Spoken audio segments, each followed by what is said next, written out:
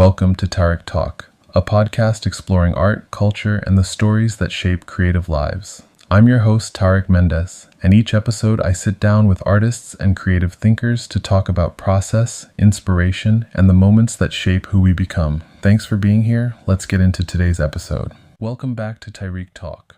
Standing in the meatpacking district along Gansevoort Street, the Whitney Museum of American Art feels deeply connected to the city around it. The building opens outward, to the High Line, to the Hudson River, to the streets of downtown Manhattan. Designed as a space for living artists and evolving ideas, the Whitney isn't just about preserving history, it's about capturing the present moment as it unfolds. And nowhere is that more visible than in the Whitney Biennial. Since its founding in 1932, the Biennial has been one of the most important surveys of contemporary American art. It's a pulse check on what artists are thinking, feeling, and creating right now. Each edition reflects a different moment in time, and the 2026 Biennial feels especially charged. This 82nd edition is curated by Marcela Guerrero and Drew Sawyer, two curators known for their rigorous and thoughtful exhibitions. Over the course of more than a year, they traveled extensively, visiting studios, meeting artists, and engaging in hundreds of conversations. What emerges is not a fixed narrative, but something more fluid, a constellation of voices, perspectives, and experiences.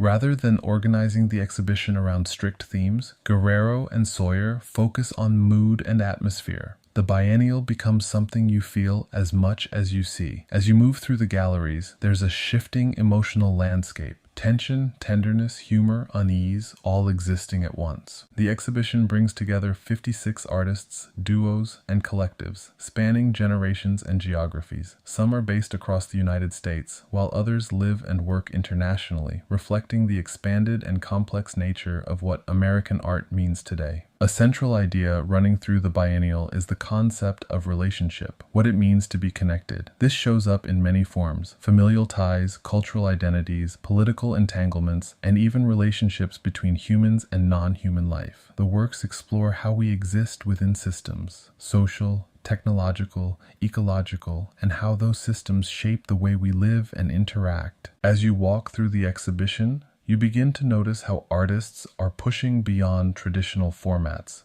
This is not just painting or sculpture, it's sound, scent, performance, installation. Some works invite you to listen closely. Others surround you completely. The experience becomes immersive, almost environmental. There's also a strong presence of contradiction. One moment, you encounter works that feel playful, even humorous. The next, that same sense of lightness shifts into something darker, more unsettling. Artists are using unexpected materials and visual languages to navigate complex ideas, sometimes through softness, sometimes through confrontation. In several installations, cuteness becomes a strategy. Bright colors, soft textures, and familiar forms draw you in, but underneath, there's tension. These works challenge the way we interpret emotion, power, and vulnerability, creating a space where attraction and discomfort exist side by side. Technology and infrastructure also play a major role. Some artists explore the influence of digital systems, artificial intelligence, and online culture, examining how these forces shape identity, communication, and control. Others focus on physical infrastructures, energy, architecture, and land, revealing the invisible systems that structure everyday life. And throughout the exhibition, there's a constant return to the idea of coexistence. Not a perfect or resolved coexistence, but something more complex, more unstable.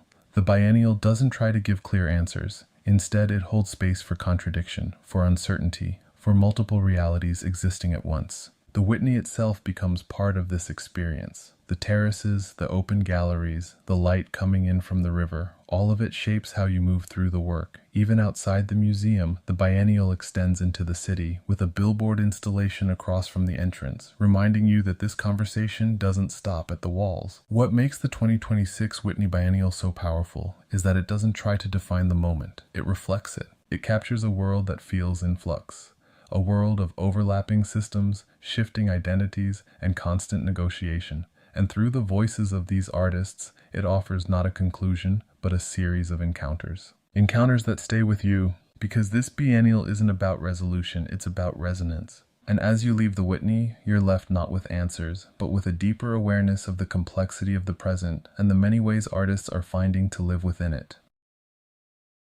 Thank you for spending this time with me on Tarek Talk. If this conversation resonated with you, don't forget to subscribe and share the episode. You can follow along on social media for behind-the-scenes moments, guest highlights, and what's coming next.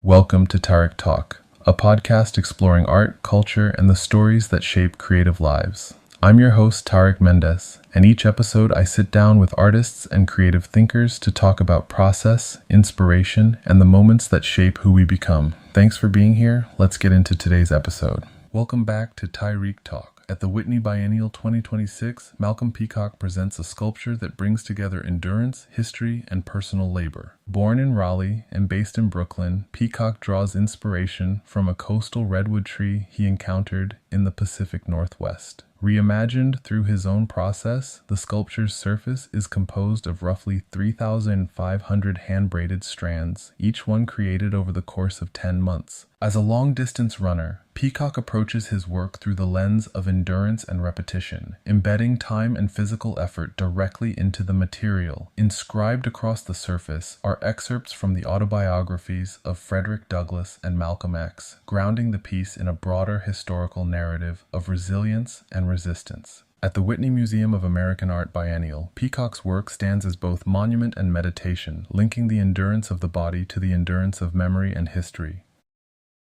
Thank you for spending this time with me on Tarik Talk. If this conversation resonated with you, don't forget to subscribe and share the episode. You can follow along on social media for behind-the-scenes moments, guest highlights, and what's coming next. Welcome to Tarik Talk, a podcast exploring art, culture, and the stories that shape creative lives. I'm your host, Tarik Mendes, and each episode I sit down with artists and creative thinkers to talk about process, inspiration, and the moments that shape who we become. Thanks for being here. Let's get into today's episode. Welcome back to Tarik Talk.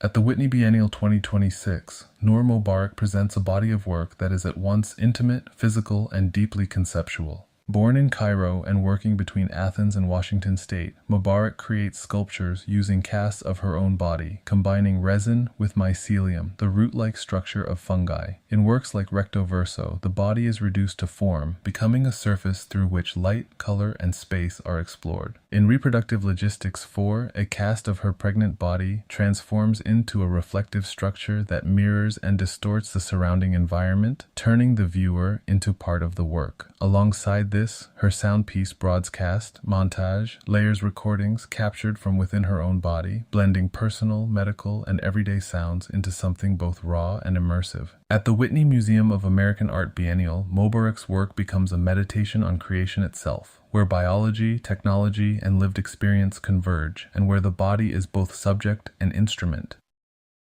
Thank you for spending this time with me on Tarik Talk. If this conversation resonated with you, don't forget to subscribe and share the episode. You can follow along on social media for behind-the-scenes moments, guest highlights, and what's coming next.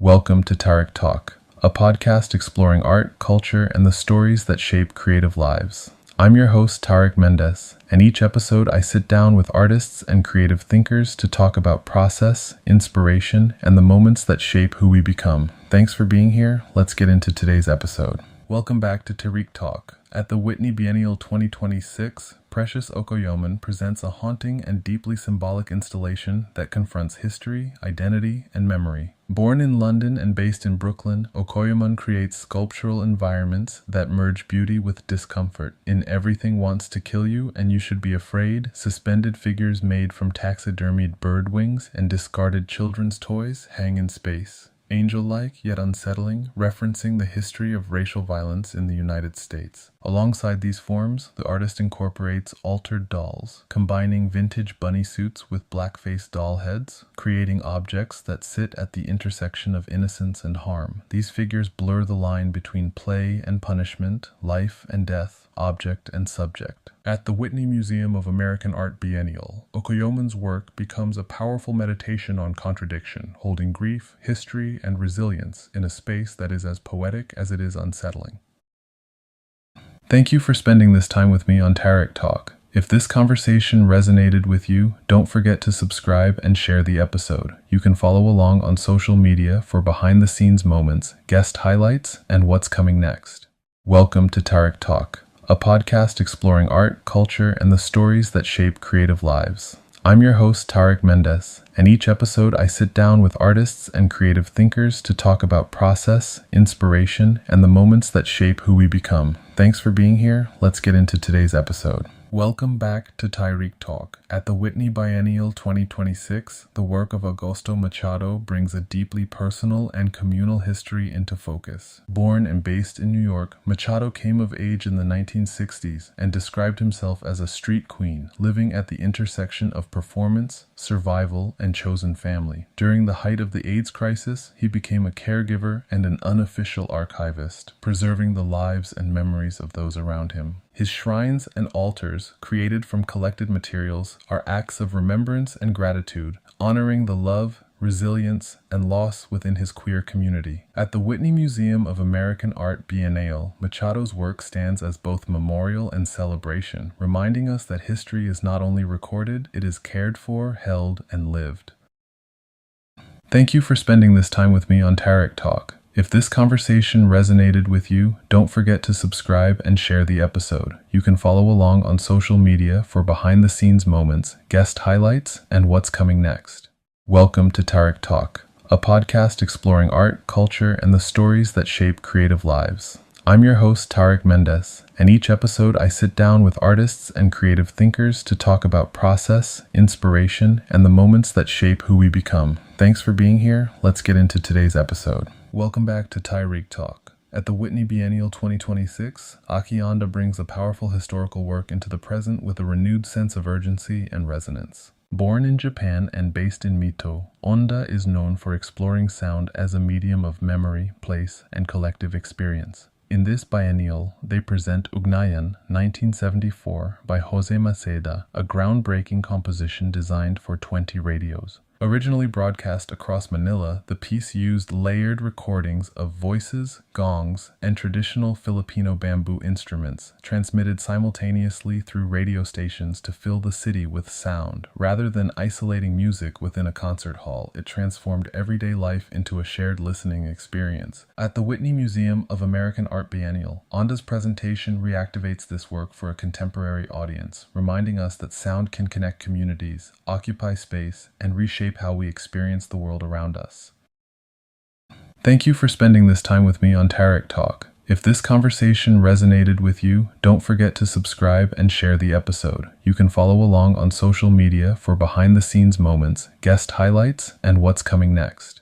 Welcome to Tarek Talk, a podcast exploring art, culture, and the stories that shape creative lives. I'm your host, Tarek Mendes, and each episode I sit down with artists and creative thinkers to talk about process, inspiration, and the moments that shape who we become. Thanks for being here. Let's get into today's episode. Welcome back to Tyreek Talk. Walking into the Whitney Museum during the 2026 Biennial, you begin to notice how many artists are trying to visualize systems, things we don't always see, but that shape how we live. Energy, environment, technology, and human activity all come into focus across the exhibition. Akira Ikezoe's paintings take that idea and turn it into something both intricate and immersive. At first glance, his works feel like abstract compositions, dense, circular, and filled with movement. But as you spend time with them, they begin to unfold as systems. There's no clear beginning or end. Instead, your eye moves continuously, following paths that loop, intersect, and expand. They feel alive. Within these circular worlds, Ikezoe introduces a range of energy sources: the sun, nuclear power plants, even methane produced by cow waste. These elements might seem unrelated, but in his paintings, they exist within the same network. Energy flows between them, transforms, circulates. And what emerges is a kind of visual ecology, one where human-made systems and natural processes are inseparable. There's something almost diagrammatic about the work, but it resists being read in a fixed way. Ikezoe doesn't present a scientific model or a clear explanation. Instead, he creates his own imaginative logic, a system that feels intuitive rather than analytical. That openness is important, because it allows you to engage with the work on multiple levels. You can follow the lines, trace the movement, get lost in the detail, or you can step back and feel the overall rhythm, the sense that everything is connected, constantly in motion. Within the Whitney Biennial, this approach resonates deeply. This exhibition is focused on relationships between people, systems, and the environments we inhabit. Ikezoe's paintings visualize those relationships in a way that feels both complex and accessible. They remind you that energy is not something distant or abstract. It's part of everyday life. It moves through landscapes, through technology, through the body, through the world. And by placing all these elements within a continuous circular structure, Ikezoe suggests that nothing exists in isolation. Everything is part of a larger cycle. The Whitney space enhances this experience. Standing in front of these works, you feel drawn in, almost pulled into the system itself. The scale, the detail, the movement of the compositions create a sense of immersion, even within a static painting. And as you move through the biennial, that idea stays with you. Because Ikezoe's work doesn't just show systems, it invites you to think about your place within them. Within the Whitney Biennial 2026, his paintings become a reminder that the world is not made up of separate parts, but of continuous, evolving connections that shape everything around us.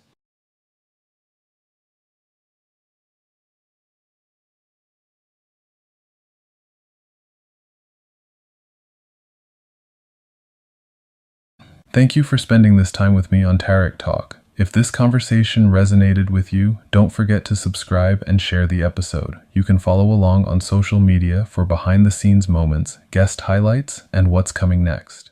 Welcome to Tarek Talk, a podcast exploring art, culture, and the stories that shape creative lives. I'm your host, Tarek Mendes, and each episode I sit down with artists and creative thinkers to talk about process, inspiration, and the moments that shape who we become. Thanks for being here. Let's get into today's episode. Welcome back to Tarek Talk. Walking into the Whitney Museum during the 2026 Biennial, you begin to feel how deeply this exhibition is shaped by memory, by the ways artists hold on to places, moments, and experiences that continue to live within them. The Whitney, with its open galleries and shifting light, becomes a space where these personal histories unfold alongside broader global narratives. Curated by Marcela Guerrero and Drew Sawyer, this biennial brings together artists whose work reflects the complexity of the present moment, one shaped by displacement, identity, and the ongoing impact of political events. It's an exhibition where the personal and the geopolitical are often inseparable. And Ali Ayal's work captures that intersection with quiet, emotional intensity. At the center of his contribution is a cityscape of Baghdad. But this is not a painting created from direct observation. It is built entirely from memory, from a moment that took place just before the Iraq War began in 2003, a moment that would mark a turning point in his life. Ayal recalls being taken by his mother, along with his two sisters, to the largest amusement park in Baghdad. It was a final visit, a way of seeing the city one last time before leaving the country, and from that memory, he constructs the painting. The perspective is striking. We see the city from a Ferris wheel, elevated above the landscape.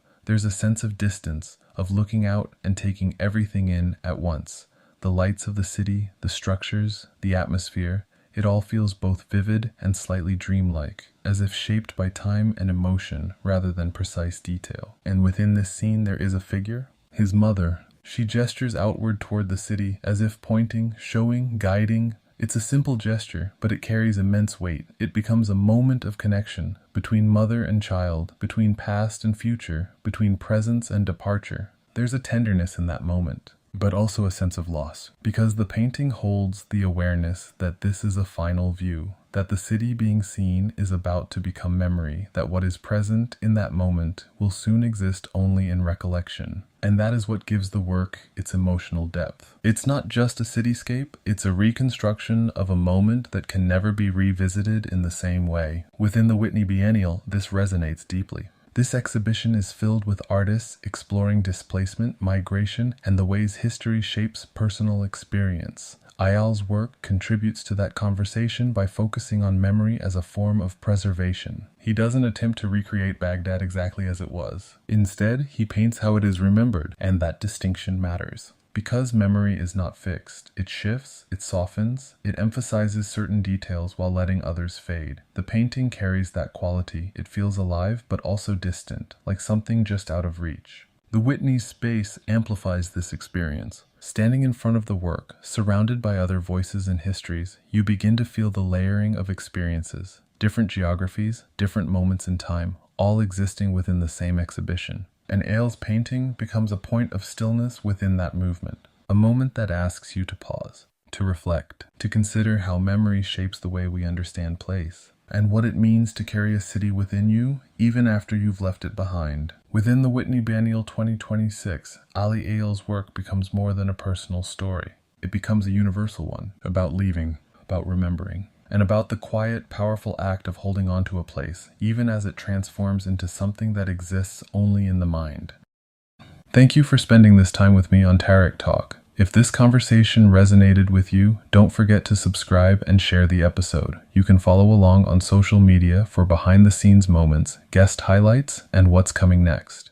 Welcome to Tarek Talk, a podcast exploring art, culture, and the stories that shape creative lives. I'm your host, Tarek Mendes, and each episode I sit down with artists and creative thinkers to talk about process, inspiration, and the moments that shape who we become. Thanks for being here. Let's get into today's episode.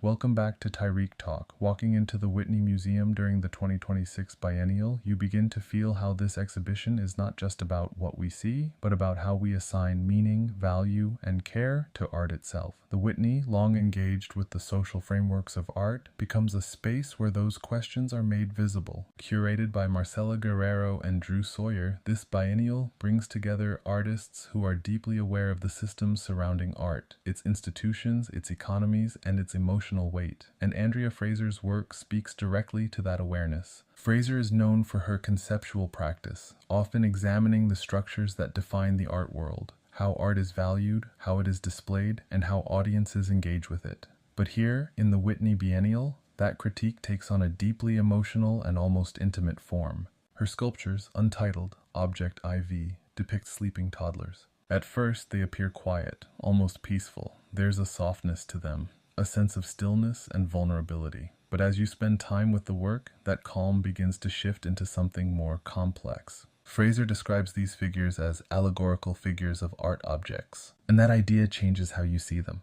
The children are not just representations of innocence or rest, they become stand-ins for artworks themselves, objects that require attention, that depend on care, that hold emotional and psychological value beyond their material form. And materially, these sculptures reinforce that idea. They are made from wax that never fully hardens. Unlike traditional sculpture, which often emphasizes permanence and durability, these works remain soft, unstable, and fragile. They cannot exist unprotected. Because of this, they are encased in plexiglass. That enclosure creates a tension. You can see them clearly, but you cannot access them. They are protected, preserved, and separated. Much like artworks in a museum, the glass becomes both a barrier and a safeguard. And within that space, the sculptures seem to ask something of you. To look, to care, to consider your own role as a viewer. Within the Whitney Biennial, this resonates deeply. This exhibition is concerned with relationships between people, systems, and structures. Fraser brings that conversation into the emotional realm,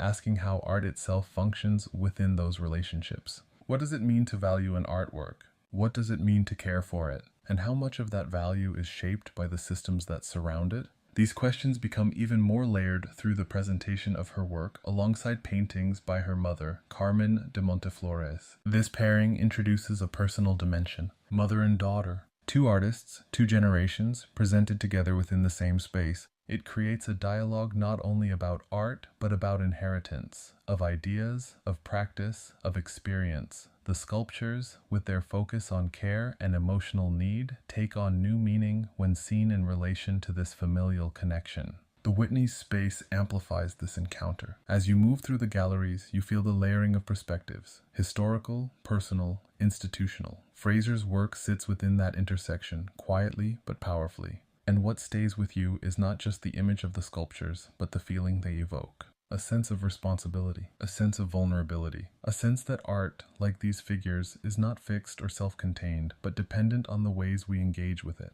Within the Whitney Biennial 2026, Andrea Fraser's work becomes more than a conceptual statement. It becomes a reflection on what art needs and on what it asks from all of us. Thank you for spending this time with me on Tarek Talk. If this conversation resonated with you, don't forget to subscribe and share the episode. You can follow along on social media for behind-the-scenes moments, guest highlights, and what's coming next. Welcome to Tarek Talk, a podcast exploring art, culture, and the stories that shape creative lives. I'm your host, Tarek Mendes, and each episode I sit down with artists and creative thinkers to talk about process, inspiration, and the moments that shape who we become. Thanks for being here. Let's get into today's episode. Welcome back to Tyreek Talk. At the Whitney Biennial 2026, Anna Tsoulirakis reimagines the language of monuments with humor, critique, and power. Born in Kansas and a member of the Navajo Nation in Creek, Tsoulirakis engages directly with art history, particularly the iconic sculpture End of the Trail, which depicts a Native American figure in a state of exhaustion and defeat. In response, she overturns this narrative by presenting a bold female warrior figure, armed not only with traditional weapons like spears, but also unexpected objects like a wrench, menstrual cups, IKEA furniture, and even a reference to the Elder Wand from Harry Potter. At the Whitney Museum of American Art Biennial, Tsoulirakis' work challenges stereotypes and reclaims representation, blending the mythical, the everyday, and the absurd to create a new kind of monument rooted in resilience, humor, and contemporary identity. Thank you for spending this time with me on Tarek Talk. If this conversation resonated with you, don't forget to subscribe and share the episode. You can follow along on social media for behind-the-scenes moments, guest highlights, and what's coming next. Welcome to Tarek Talk, a podcast exploring art, culture, and the stories that shape creative lives. I'm your host, Tarek Mendes, and each episode I sit down with artists and creative thinkers to talk about process, inspiration, and the moments that shape who we become. Thanks for being here. Let's get into today's episode. Welcome back to Tyreek Talk.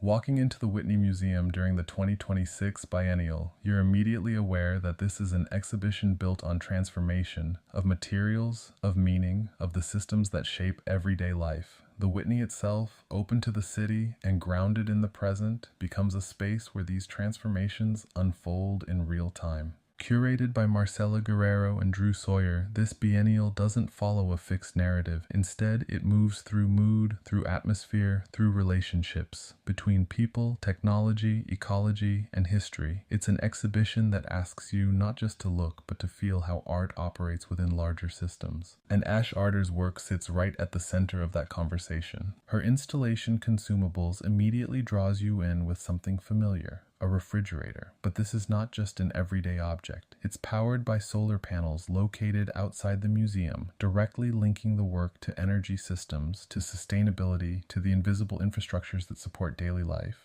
Inside the refrigerator, you encounter something unexpected. Cadillac hood ornaments, symbols of luxury, stability, and industrial power, are recreated in materials like butter, shea butter, and chocolate. These are substances that nourish, that melt, that decay. They are temporary, fragile, and deeply physical. There's a tension here that you can't ignore. On one hand, you have the imagery of permanence, automotive emblems tied to industry, legacy, and status. On the other, you have materials that are perishable, that resist longevity, that exist in a constant state of change. And that contrast becomes even more personal. Arter modeled these objects after a keepsake hood ornament from her late father's car. He worked for General Motors, the parent company of Cadillac. So within this industrial symbol, there's also memory, family, and inheritance. The work becomes both intimate and systemic at the same time. You're not just looking at sculpture, you're looking at a layered reflection on labor, legacy, and value. And then there's the element of time.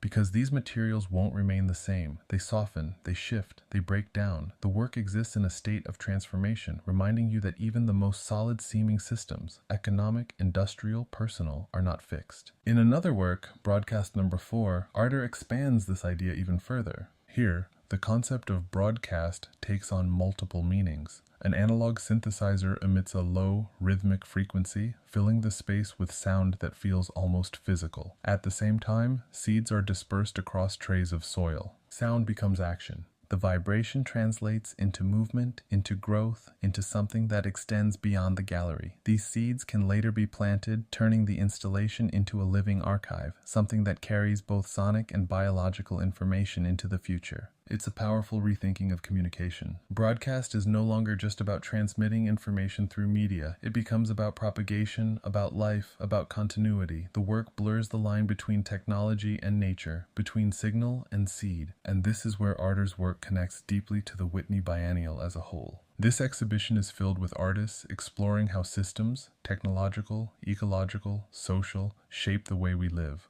Arter doesn't just represent those systems, she activates them. She makes them visible, tangible and experiential. The Whitney space enhances this experience. You move between indoor and outdoor elements, between light and sound, between static objects and living processes. The museum becomes part of the work, just as the work extends beyond the museum. And as you spend time with artists' installations, you begin to feel a shift. A shift in how you understand value, a shift in how you think about permanence, a shift in how you see the relationship between human systems and natural cycles. Because in the Whitney Biennial 2026, Ash Arter's work isn't just about objects, it's about transformation. And the realization that everything we build, inherit, and depend on is always in motion. Thank you for spending this time with me on Tarek Talk. If this conversation resonated with you, don't forget to subscribe and share the episode. You can follow along on social media for behind-the-scenes moments, guest highlights, and what's coming next. Welcome to Tarek Talk, a podcast exploring art, culture, and the stories that shape creative lives. I'm your host, Tarek Mendes, and each episode I sit down with artists and creative thinkers to talk about process, inspiration, and the moments that shape who we become. Thanks for being here. Let's get into today's episode. Welcome back to Tarek Talk. Walking through the Whitney Museum during the 2026 Biennial, you begin to see how technology, especially surveillance, shapes the way we look at the world. Aziz Hazara's work brings that into focus. His vivid green images are derived from night vision goggles using retinal scans and biometric data embedded within the devices. These tools, often left behind in conflict zones by foreign military forces, carry not just technical function, but history, movement, and power. Hazara transforms this data into haunting visual landscapes. The familiar green glow of night vision becomes something else, less about seeing clearly and more about questioning how vision itself is controlled. These images trace the afterlives of surveillance technologies, moving from war zones into global markets, circulating far beyond their original use. Within the Whitney Biennial, his work becomes a reflection on systems of control and visibility, asking who is seen, how they are seen, and what happens to these technologies once the conflict they were built for has moved on. And in that space, Hazara reveals that even vision is never neutral. It is shaped by power, history, and the systems that produce it.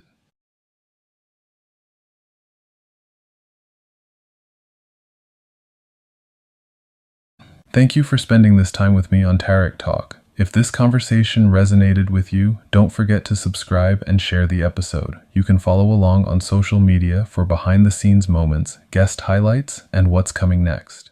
Welcome to Tarek Talk, a podcast exploring art, culture, and the stories that shape creative lives. I'm your host, Tarek Mendes, and each episode I sit down with artists and creative thinkers to talk about process, inspiration, and the moments that shape who we become. Thanks for being here. Let's get into today's episode. Welcome back to Tarek Talk. Walking into the Whitney Museum during the 2026 Biennial, you immediately feel that this is not a traditional exhibition. It's an environment. The space shifts from gallery to gallery, not just visually, but emotionally. Sound bleeds into image, light moves across surfaces, and the experience becomes immersive, almost cinematic. Within this atmosphere, the work of Basil Abbas and Ruan Abu Rame unfolds with quiet intensity. The Whitney Biennial has always been about capturing the present moment in American and diasporic art. In this edition, curated by Marcela Guerrero and Drew Sawyer, that moment feels especially complex, layered with questions of identity, displacement, connection, and memory. The exhibition brings together artists working across disciplines, creating a landscape defined not by fixed themes, but by mood, texture, and lived experience. And it's within this context that Abbas and Abu Rame's work becomes deeply resonant. Their installation, Until We Became Fire and Fire Us, is a 3-channel video and sound environment that draws you in slowly. At first, it feels almost fragmented, images appearing and disappearing, sounds drifting in and out, text emerging only to dissolve again. But as you stay with it, a rhythm begins to form.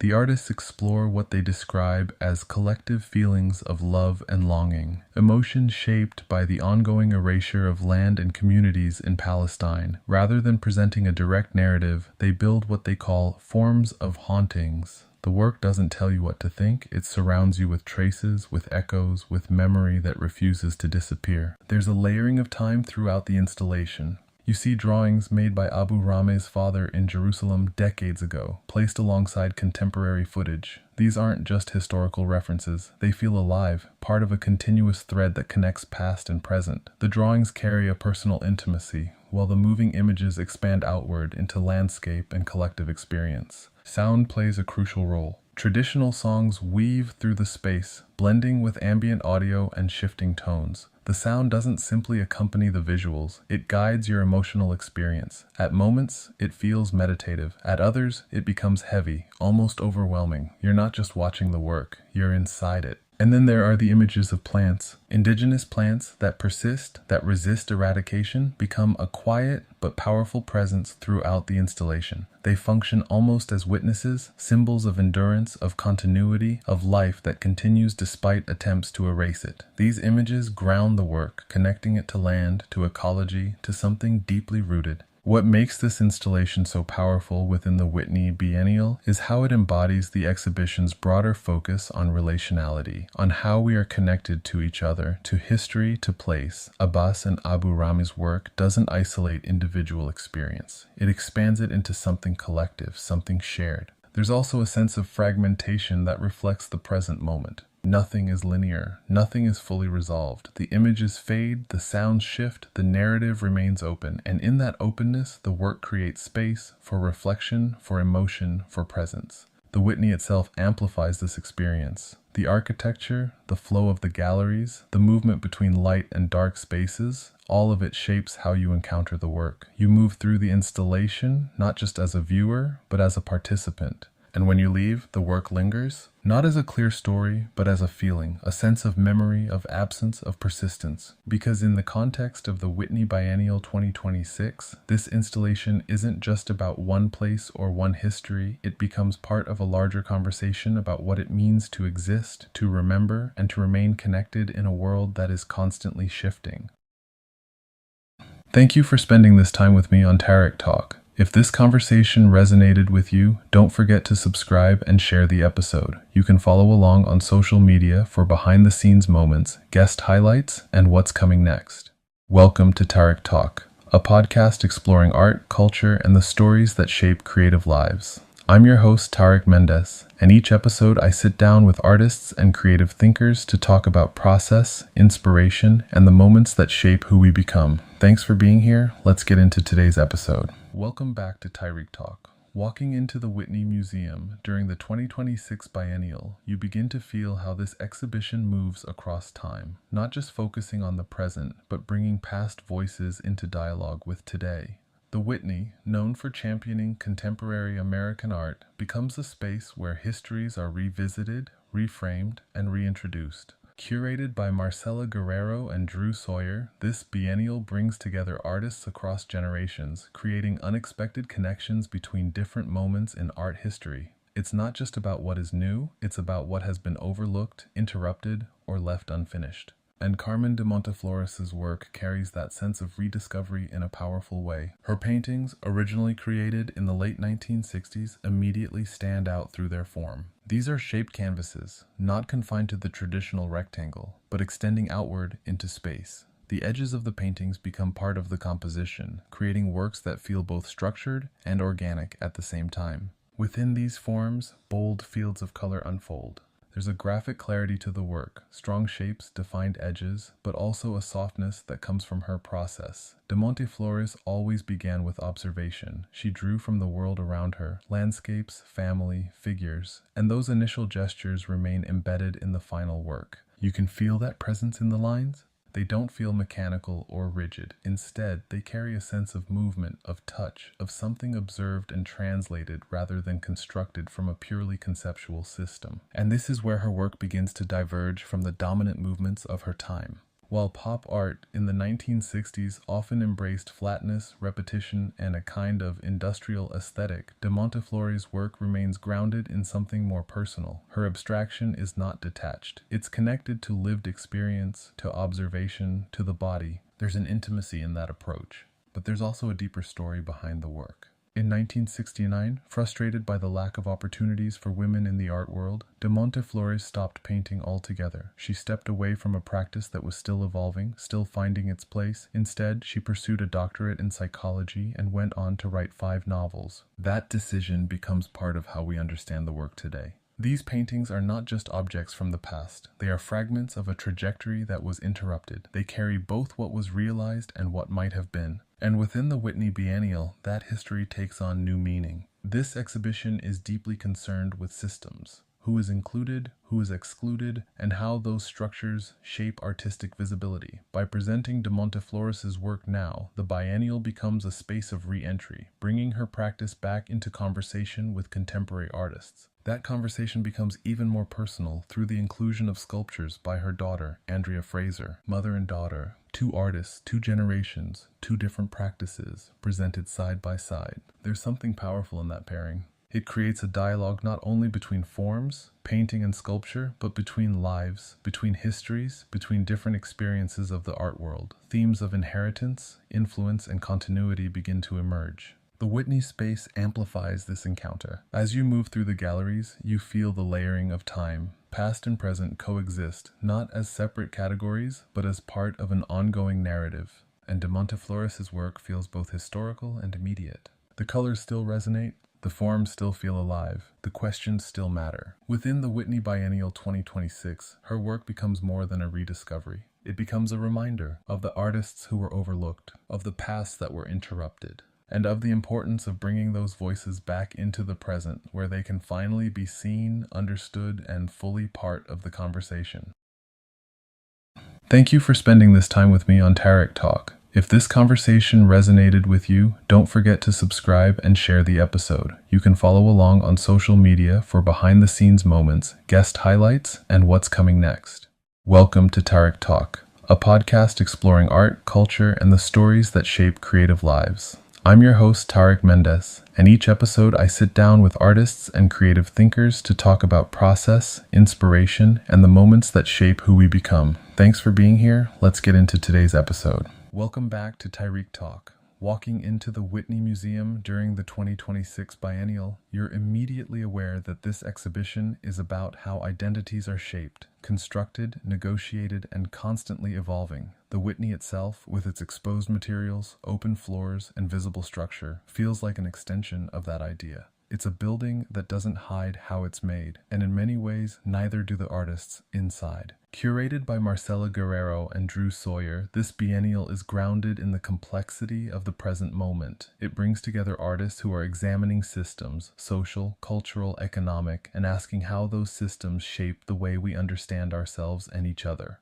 And CFGNY's work sits right at the intersection of those questions. CFGNY is a Brooklyn-based collective made up of Daniel Chu, Ten Izu, Kirsten Kilponen, and Tin Nguyen. Since forming in 2016, they've developed a practice that moves fluidly between installation, sculpture, performance, and fashion. Their work is both critical and playful, using humor and material experimentation to unpack ideas around Asian identity and global culture. At first glance, their installation in the Whitney Biennial feels almost provisional. It's built from wood boards and translucent plastic, materials you might associate with construction sites or temporary structures. There's a sense that the work is unfinished or in the process of becoming. And that's exactly the point. CFGNY uses these materials intentionally, choosing elements that are usually hidden, cleaned up, or covered over in finished architecture. By exposing them, they create a visual language that speaks to identity as something that is never fixed, something that is always being built, adjusted, and redefined. Within this structure, you encounter a series of objects that feel both familiar and strange. Porcelain sculptures are cast from the negative space between made in China dollar store items. These are objects that circulate globally, cheap, mass-produced, often overlooked. But instead of reproducing the objects themselves, CFGNY focuses on the space between them. That shift is subtle but powerful. By casting the negative space, they transform absence into presence. What is usually invisible becomes the object of attention. It's a gesture that mirrors the way certain identities are often defined, not by what they are, but by how they are perceived, categorized, or reduced. There's also a playful element in the work. A stuffed animal soft sculpture appears within the installation, adding a layer of softness, humor, and even nostalgia. But like everything in this environment, it's not just decorative, it's part of a larger conversation about consumption, production, and cultural imagery. And that conversation extends into history. CFGNY's installation considers the global systems of trade that have shaped how objects and people circulate across borders. The phrase "made in China" becomes more than a label. It becomes a marker of economic systems, labor histories, and the ways race and identity are assigned within those systems. The work asks you to think about how these categories are constructed, how they are reinforced, and how they might be reimagined. Within the Whitney Biennial, this installation resonates deeply. This exhibition is concerned with relationality, how we exist within networks of power, culture, and history. CFGNY brings those networks into focus, showing how identity is not something stable or singular, but something shaped by multiple forces at once. The Whitney's architecture amplifies this idea. The exposed beams, the industrial materials, the openness of the space all echo the unfinished quality of CFGNY's installation. You move through it not as a passive viewer, but as someone navigating a structure that is still in progress. And that experience stays with you, because CFGNY's work doesn't offer a fixed definition of identity. Instead, it reveals it as something fluid, something constructed, something always in motion. And within the Whitney Biennial 2026, that realization becomes part of a larger understanding that the systems shaping who we are not permanent. They are built, and they can be rebuilt.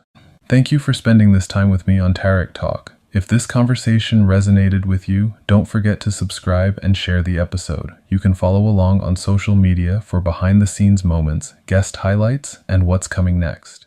Welcome to Tarek Talk, a podcast exploring art, culture, and the stories that shape creative lives. I'm your host, Tarek Mendes, and each episode I sit down with artists and creative thinkers to talk about process, inspiration, and the moments that shape who we become. Thanks for being here. Let's get into today's episode. Welcome back to Tarek Talk. At the Whitney Museum of American Art Biennial 2026, Cooper Jacoby presents Estate, a series of sculptures that blur the line between technology, memory, and human presence. Born in Princeton and now working between Miami and Paris, Jacoby transforms ordinary door intercoms into deeply conceptual objects. Each sculpture is equipped with a camera that monitors its surroundings, turning the viewer into part of the work. Embedded within these systems are reactive AI models trained on the social media posts of now-deceased creatives. Through this, the sculptures generate voices that feel like echoes of past lives, simulated memories speaking into the present. An LED screen on each piece counts the exact time since each individual's death, making absence visible while simultaneously recreating presence. At the Whitney Biennial, Jacoby's work asks a powerful question. When memory becomes data, what does it mean to truly live on? Thank you for spending this time with me on Tarek Talk. If this conversation resonated with you, don't forget to subscribe and share the episode. You can follow along on social media for behind-the-scenes moments, guest highlights, and what's coming next. Welcome to Tarek Talk, a podcast exploring art, culture, and the stories that shape creative lives. I'm your host, Tarek Mendes, and each episode I sit down with artists and creative thinkers to talk about process, inspiration, and the moments that shape who we become. Thanks for being here. Let's get into today's episode. Welcome back to Tarek Talk. At the Whitney Biennial 2026, David L. Johnson presents Rule, an ongoing conceptual project that directly engages with public space, authority, and visibility in New York City. Born and based in New York, Johnson's work focuses on privately owned public spaces, known as POPs, areas that appear open to the public but are governed by private rules. These spaces emerged after the city's 1961 zoning resolution, allowing developers to build taller structures in exchange for creating accessible outdoor areas. In Rule, Johnson removes the codes of conduct signs that dictate behavior in these spaces. By doing so, he reveals a critical tension. Without posted rules, those restrictions are no longer enforceable. The act is subtle, but its implications are powerful. It questions who controls public space and how authority is communicated. Within the context of the Whitney Museum of American Art Biennial, Johnson's work reframes the city itself as a site of negotiation where access, power, and public life are constantly being redefined. Thank you for spending this time with me on Tarek Talk. If this conversation resonated with you, don't forget to subscribe and share the episode. You can follow along on social media for behind-the-scenes moments, guest highlights, and what's coming next. Welcome to Tarek Talk, a podcast exploring art, culture, and the stories that shape creative lives. I'm your host, Tarek Mendes, and each episode I sit down with artists and creative thinkers to talk about process, inspiration, and the moments that shape who we become. Thanks for being here. Let's get into today's episode. Welcome back to Tarek Talk. Walking through the Whitney Museum during the 2026 Biennial, you begin to notice how deeply this exhibition is rooted in relationships between people, memory, and even animals. Emilie Louise Gossiaux's work centers on that connection. Their installation, Kong Play, is made up of 100 hand-built ceramic sculptures, each modeled after their late guide dog, London's favorite chew toy. At first, the repetition feels playful, almost light, but as you spend time with the work, it becomes something much more emotional. For Gossiaux, London was not just a companion, but a collaborator. As London's health declined, the artist began creating these objects as a way of imagining a joyful, pleasure-filled afterlife. The act of repetition becomes a gesture of care, of devotion, of holding on to connection even in the face of loss. Within the Whitney Biennial, this work resonates as a quiet meditation on love and interdependence. A reminder that relationships extend beyond the human, and that art can become a space to honor, remember, and continue those bonds. Thank you for spending this time with me on Tarek Talk. If this conversation resonated with you, don't forget to subscribe and share the episode. You can follow along on social media for behind-the-scenes moments, guest highlights, and what's coming next.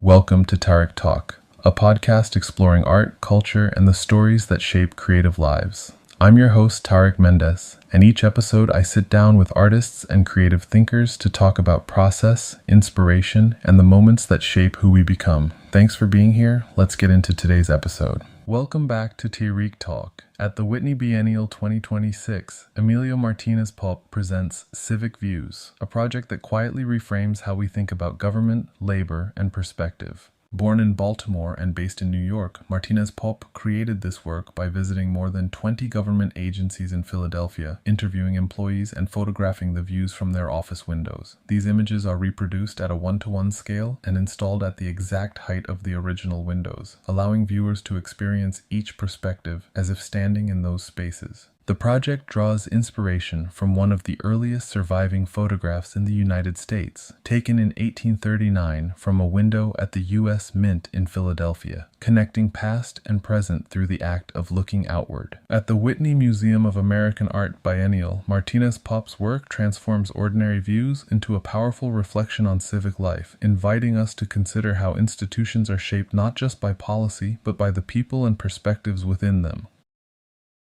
Thank you for spending this time with me on Tarek Talk. If this conversation resonated with you, don't forget to subscribe and share the episode. You can follow along on social media for behind-the-scenes moments, guest highlights, and what's coming next. Welcome to Tarek Talk, a podcast exploring art, culture, and the stories that shape creative lives. I'm your host, Tarek Mendes, and each episode I sit down with artists and creative thinkers to talk about process, inspiration, and the moments that shape who we become. Thanks for being here. Let's get into today's episode. Welcome back to Tarek Talk. Walking into the Whitney Museum during the 2026 Biennial, you quickly realize that many of the works here are not just about images, they are about histories, systems, and the stories that shape entire regions and communities. The Whitney, with its open galleries and connection to the city, becomes a space where these layered narratives unfold in real time. Curated by Marcela Guerrero and Drew Sawyer, this biennial is shaped by a sense of complexity. It brings together artists whose work reflects the entanglements of the present, political, cultural, ecological, and invites you to move through them not as fixed ideas, but as lived experiences. And Enzo Camacho and Amilien's work stands out as a powerful example of that. At first, their sculptural installation draws you in through its form. It takes inspiration from Catholic altarpieces, objects traditionally used in devotional settings, with doors that open to reveal sacred imagery. There's something familiar in that structure, something tied to ritual, to storytelling, to belief. But what unfolds inside is not a religious narrative in the traditional sense. Instead, the artists present a series of scenes that trace over a century of U.S. colonial involvement in the Philippines, alongside histories of resistance by Filipino workers and peasants. The work becomes a kind of historical archive, one that doesn't sit quietly in the past, but feels urgent and present. There's a physical interaction with the piece. Each side of the altarpiece is shown on alternating weeks, meaning the work is never fully visible at once. This creates a sense of incompleteness, of shifting perspective. What you see depends on when you encounter it. History itself becomes something partial, something that unfolds over time, and that gesture is important. Because the histories being addressed here, colonialism, resistance, labor, are not fixed narratives. They are ongoing, contested, and often fragmented. The structure of the work reflects that reality. The scenes themselves move across time. From a 1901 uprising during the Philippine-American War to a contemporary moment, a U.S. spy plane crash in 2025 that killed a water buffalo in a rural province. These events are separated by more than a century, yet they are placed side by side, revealing continuities in power, intervention, and impact. The work asks you to see these connections. To understand that history is not distant, it echoes, it repeats, it evolves. Nearby, their collages extend this exploration. These works emerge from deep research into resistance movements in the Philippines, particularly those connected to farming and land rights. The materials themselves carry meaning. Handmade paper created from plant matter and recycled materials from rural areas becomes the foundation of the work. This is not just an aesthetic choice, it's a conceptual one. The land itself becomes part of the artwork.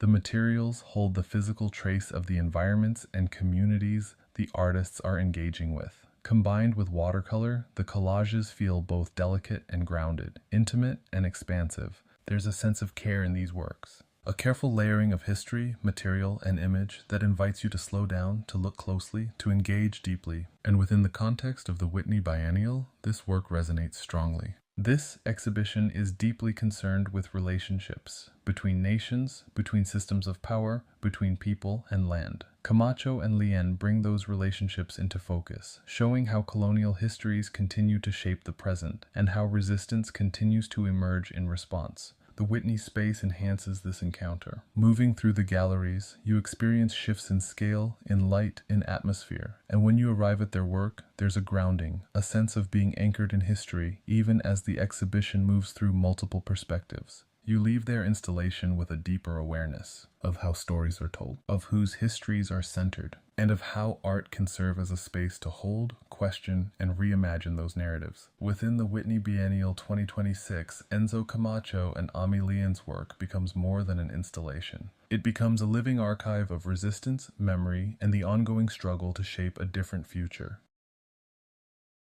Thank you for spending this time with me on Tarek Talk. If this conversation resonated with you, don't forget to subscribe and share the episode. You can follow along on social media for behind-the-scenes moments, guest highlights, and what's coming next. Welcome to Tarek Talk, a podcast exploring art, culture, and the stories that shape creative lives. I'm your host, Tarek Mendes, and each episode I sit down with artists and creative thinkers to talk about process, inspiration, and the moments that shape who we become. Thanks for being here. Let's get into today's episode. Welcome back to Tarek Talk. At the Whitney Biennial 2026, Erin Jane Nelson presents a body of work that merges sculpture, photography, and ecology. Born in Wisconsin and based in Santa Fe, Nelson creates ceramic sculptures that double as functional pinhole cameras. These handmade objects are not just artworks. They are tools for seeing. Placed directly on the ground in the desert of northern New Mexico, they remain still over long exposure periods, capturing slow, subtle transformations of the landscape. Instead of focusing on sweeping desert vistas, Nelson turns her attention to the often overlooked systems beneath our feet: soil, texture, and ecological processes that unfold quietly over time. At the Whitney Museum of American Art Biennial, her work invites a different kind of looking, one that is patient, grounded, and deeply attuned to the rhythms of the natural world. Thank you for spending this time with me on Tarek Talk. If this conversation resonated with you, don't forget to subscribe and share the episode. You can follow along on social media for behind-the-scenes moments, guest highlights, and what's coming next.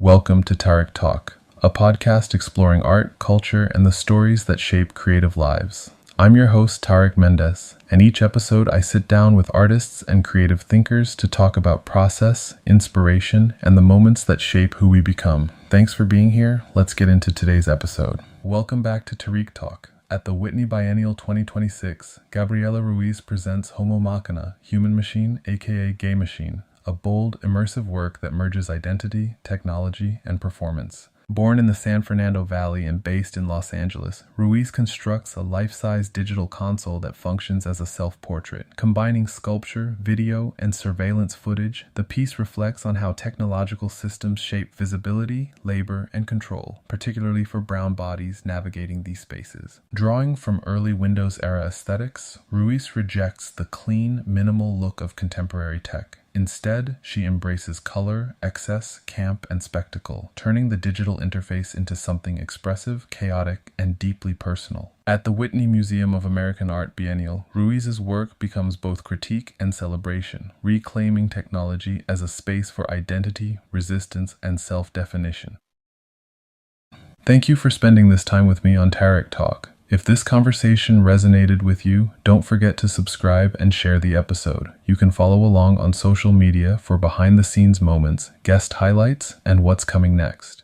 Welcome to Tarek Talk, a podcast exploring art, culture, and the stories that shape creative lives. I'm your host, Tarek Mendes, and each episode I sit down with artists and creative thinkers to talk about process, inspiration, and the moments that shape who we become. Thanks for being here. Let's get into today's episode. Welcome back to Tarek Talk. Walking into the Whitney Museum during the 2026 Biennial, you begin to notice how cities themselves can become symbols of power, ideology, and history. Ignacio Gatica's work centers on Sanhattan, the financial district of Santiago, Chile, a space intentionally designed to mirror Manhattan. Built in the aftermath of Augusto Pinochet's dictatorship, it reflects a moment when free market ideology, shaped by U.S.-trained economists known as the Chicago Boys, was imposed onto the country. Gatica transforms this history into an immersive installation. Through layered cityscapes, dreamlike narration, and expert interviews, he explores how Sanhattan both imitates and diverges from New York. The work feels suspended between reality and projection, between what a city is and what it is meant to represent. Within the Whitney Biennial, this piece resonates as a reflection on global systems. It asks how architecture can carry ideology, how cities can become copies, and how those copies can resist their originals. And in that space between imitation and identity, Gatica reveals something deeper, that every city holds not just buildings, but the politics and histories that shape them. Thank you for spending this time with me on Tarek Talk. If this conversation resonated with you, don't forget to subscribe and share the episode. You can follow along on social media for behind-the-scenes moments, guest highlights, and what's coming next.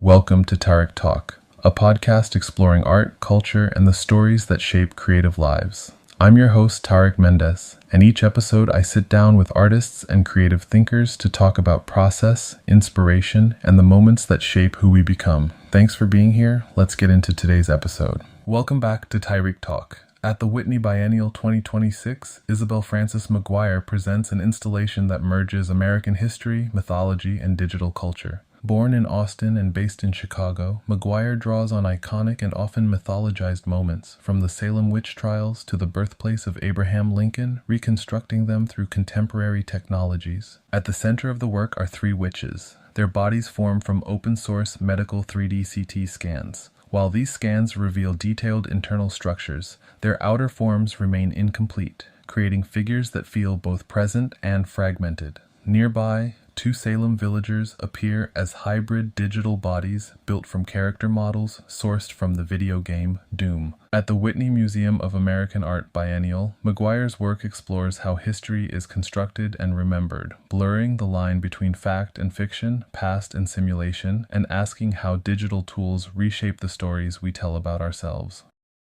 Thank you for spending this time with me on Tarek Talk. If this conversation resonated with you, don't forget to subscribe and share the episode. You can follow along on social media for behind-the-scenes moments, guest highlights, and what's coming next.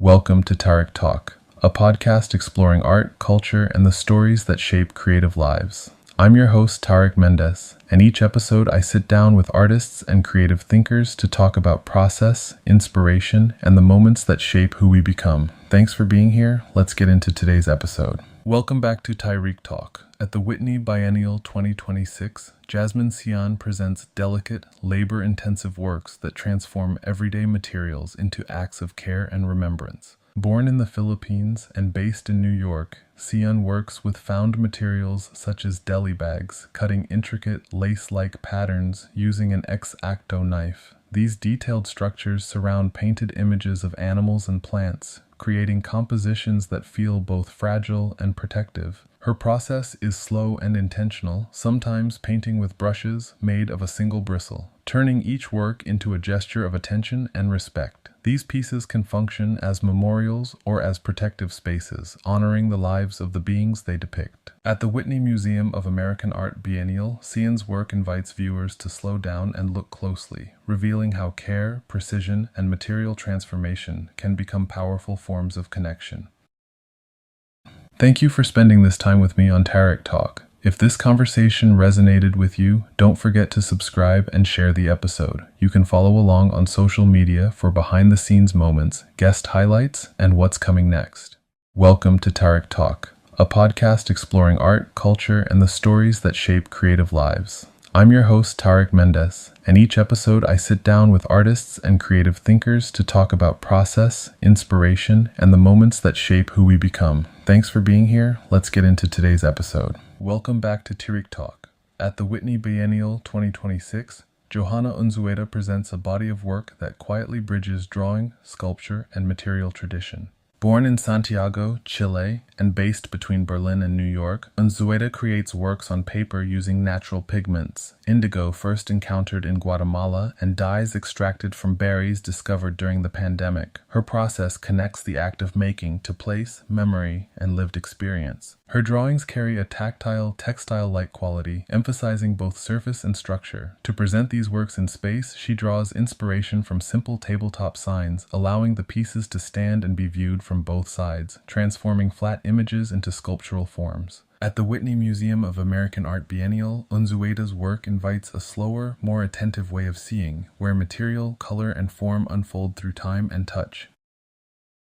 Thank you for spending this time with me on Tarek Talk. If this conversation resonated with you, don't forget to subscribe and share the episode. You can follow along on social media for behind-the-scenes moments, guest highlights, and what's coming next.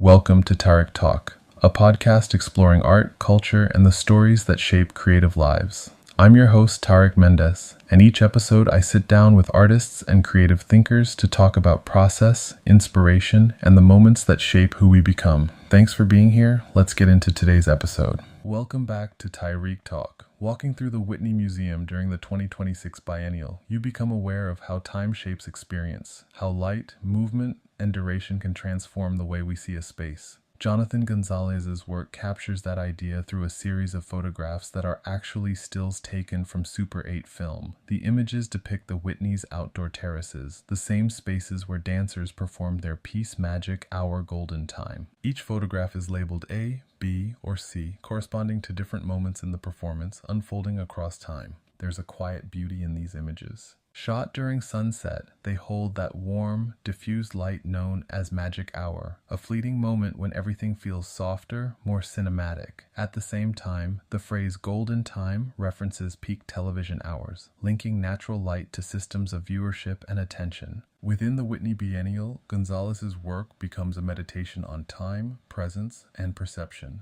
capturing not just a performance, but the atmosphere surrounding it and the way fleeting moments can be held, extended, and re-experienced. Thank you for spending this time with me on Tarek Talk. If this conversation resonated with you, don't forget to subscribe and share the episode. You can follow along on social media for behind-the-scenes moments, guest highlights, and what's coming next. Welcome to Tarek Talk, a podcast exploring art, culture, and the stories that shape creative lives. I'm your host, Tarek Mendes, and each episode I sit down with artists and creative thinkers to talk about process, inspiration, and the moments that shape who we become. Thanks for being here. Let's get into today's episode. Welcome back to Tarek Talk. At the Whitney Biennial 2026, Jordan Strafer presents Talk Show, a cinematic work that examines media, violence, and spectacle. Born in Miami and working between New York and Athens, Strafer creates films that blur fiction and reality. Talk Show, the final chapter in her Loophole trilogy, unfolds across two timelines, the turn of the millennium in color and an imagined afterlife in black and white. Structured around the format of a talk show, the film draws from news footage, self-help media, and pop culture, exploring how narratives of violence, particularly against women, are shaped and consumed through television. At the Whitney Museum of American Art Biennial, Strafer's work becomes both critique and mirror, revealing how justice, trauma, and celebrity are intertwined within the spectacle of media. Thank you for spending this time with me on Tarek Talk. If this conversation resonated with you, don't forget to subscribe and share the episode. You can follow along on social media for behind-the-scenes moments, guest highlights, and what's coming next. Welcome to Tarek Talk, a podcast exploring art, culture, and the stories that shape creative lives. I'm your host, Tarek Mendes, and each episode I sit down with artists and creative thinkers to talk about process, inspiration, and the moments that shape who we become. Thanks for being here. Let's get into today's episode.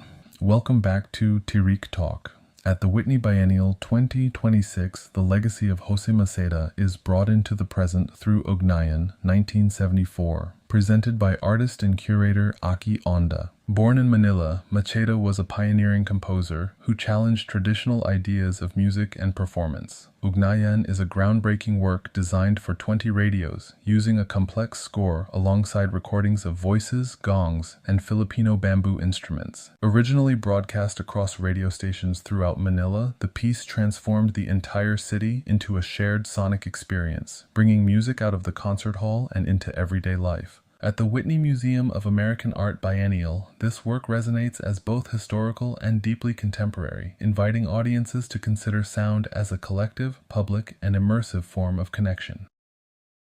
Thank you for spending this time with me on Tarek Talk. If this conversation resonated with you, don't forget to subscribe and share the episode. You can follow along on social media for behind-the-scenes moments, guest highlights, and what's coming next. Welcome to Tarek Talk, a podcast exploring art, culture, and the stories that shape creative lives. I'm your host, Tarek Mendes, and each episode I sit down with artists and creative thinkers to talk about process, inspiration, and the moments that shape who we become. Thanks for being here. Let's get into today's episode. Welcome back to Tarek Talk. Walking into the Whitney Museum during the 2026 Biennial, you start to notice how the definition of art is expanding beyond objects on walls. The Whitney has always been a space for experimentation, but in this exhibition, that experimentation feels especially connected to the way we live today, online, in conversation, in constant streams of information. Curated by Marcela Guerrero and Drew Sawyer, this biennial reflects a moment shaped by systems, technological, social, and political. It's not just about what artists make, but how they engage with the world around them. And increasingly, that world exists not only in physical space, but in digital networks. Joshua Citarelli's work enters the biennial directly through that space. His project Doomscroll is a podcast, something that might initially feel outside the traditional boundaries of a museum. But here, it becomes a central part of the exhibition, recorded live inside the Whitney itself.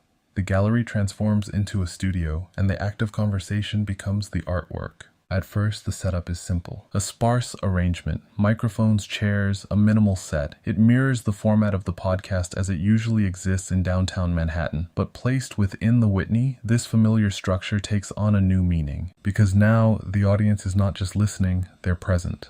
They become part of the recording, part of the atmosphere, part of the work. Doomscroll explores online culture and politics in the 21st century, topics that shape everyday life but often feel fragmented, fast-moving, and difficult to grasp. Citarella brings these conversations into focus, creating a space where ideas can be unpacked in real time. Recent episodes have examined themes like the role of celebrity in political discourse, the psychology of liberalism, and the connections between masculinity, fitness culture, and conservatism. These are subjects that circulate constantly online, through social media, forums, and algorithm-driven feeds. But here they're slowed down, discussed, interrogated. There's something powerful about that shift, because doom scrolling is typically a passive act, endlessly consuming information, moving from one piece of content to another without pause. Citarella takes that experience and transforms it into something active, a conversation. a collective moment of reflection, and within the Whitney Biennial, this transformation becomes even more significant. This exhibition is deeply concerned with how systems influence thought, behavior, and identity. Cinderella's work operates directly within those systems, but also creates distance from them, allowing us to see them more clearly. There is also a performative aspect to the work.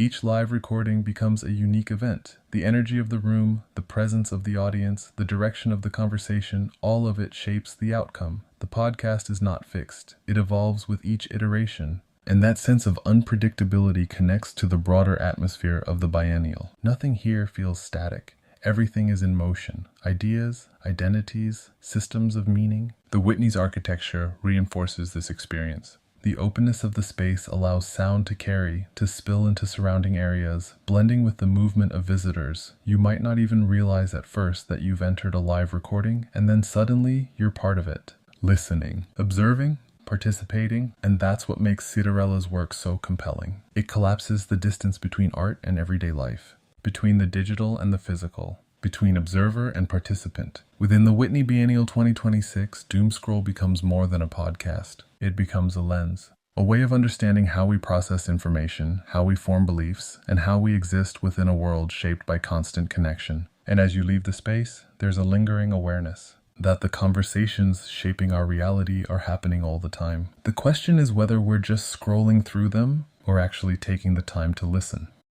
Thank you for spending this time with me on Tarek Talk. If this conversation resonated with you, don't forget to subscribe and share the episode. You can follow along on social media for behind-the-scenes moments, guest highlights, and what's coming next.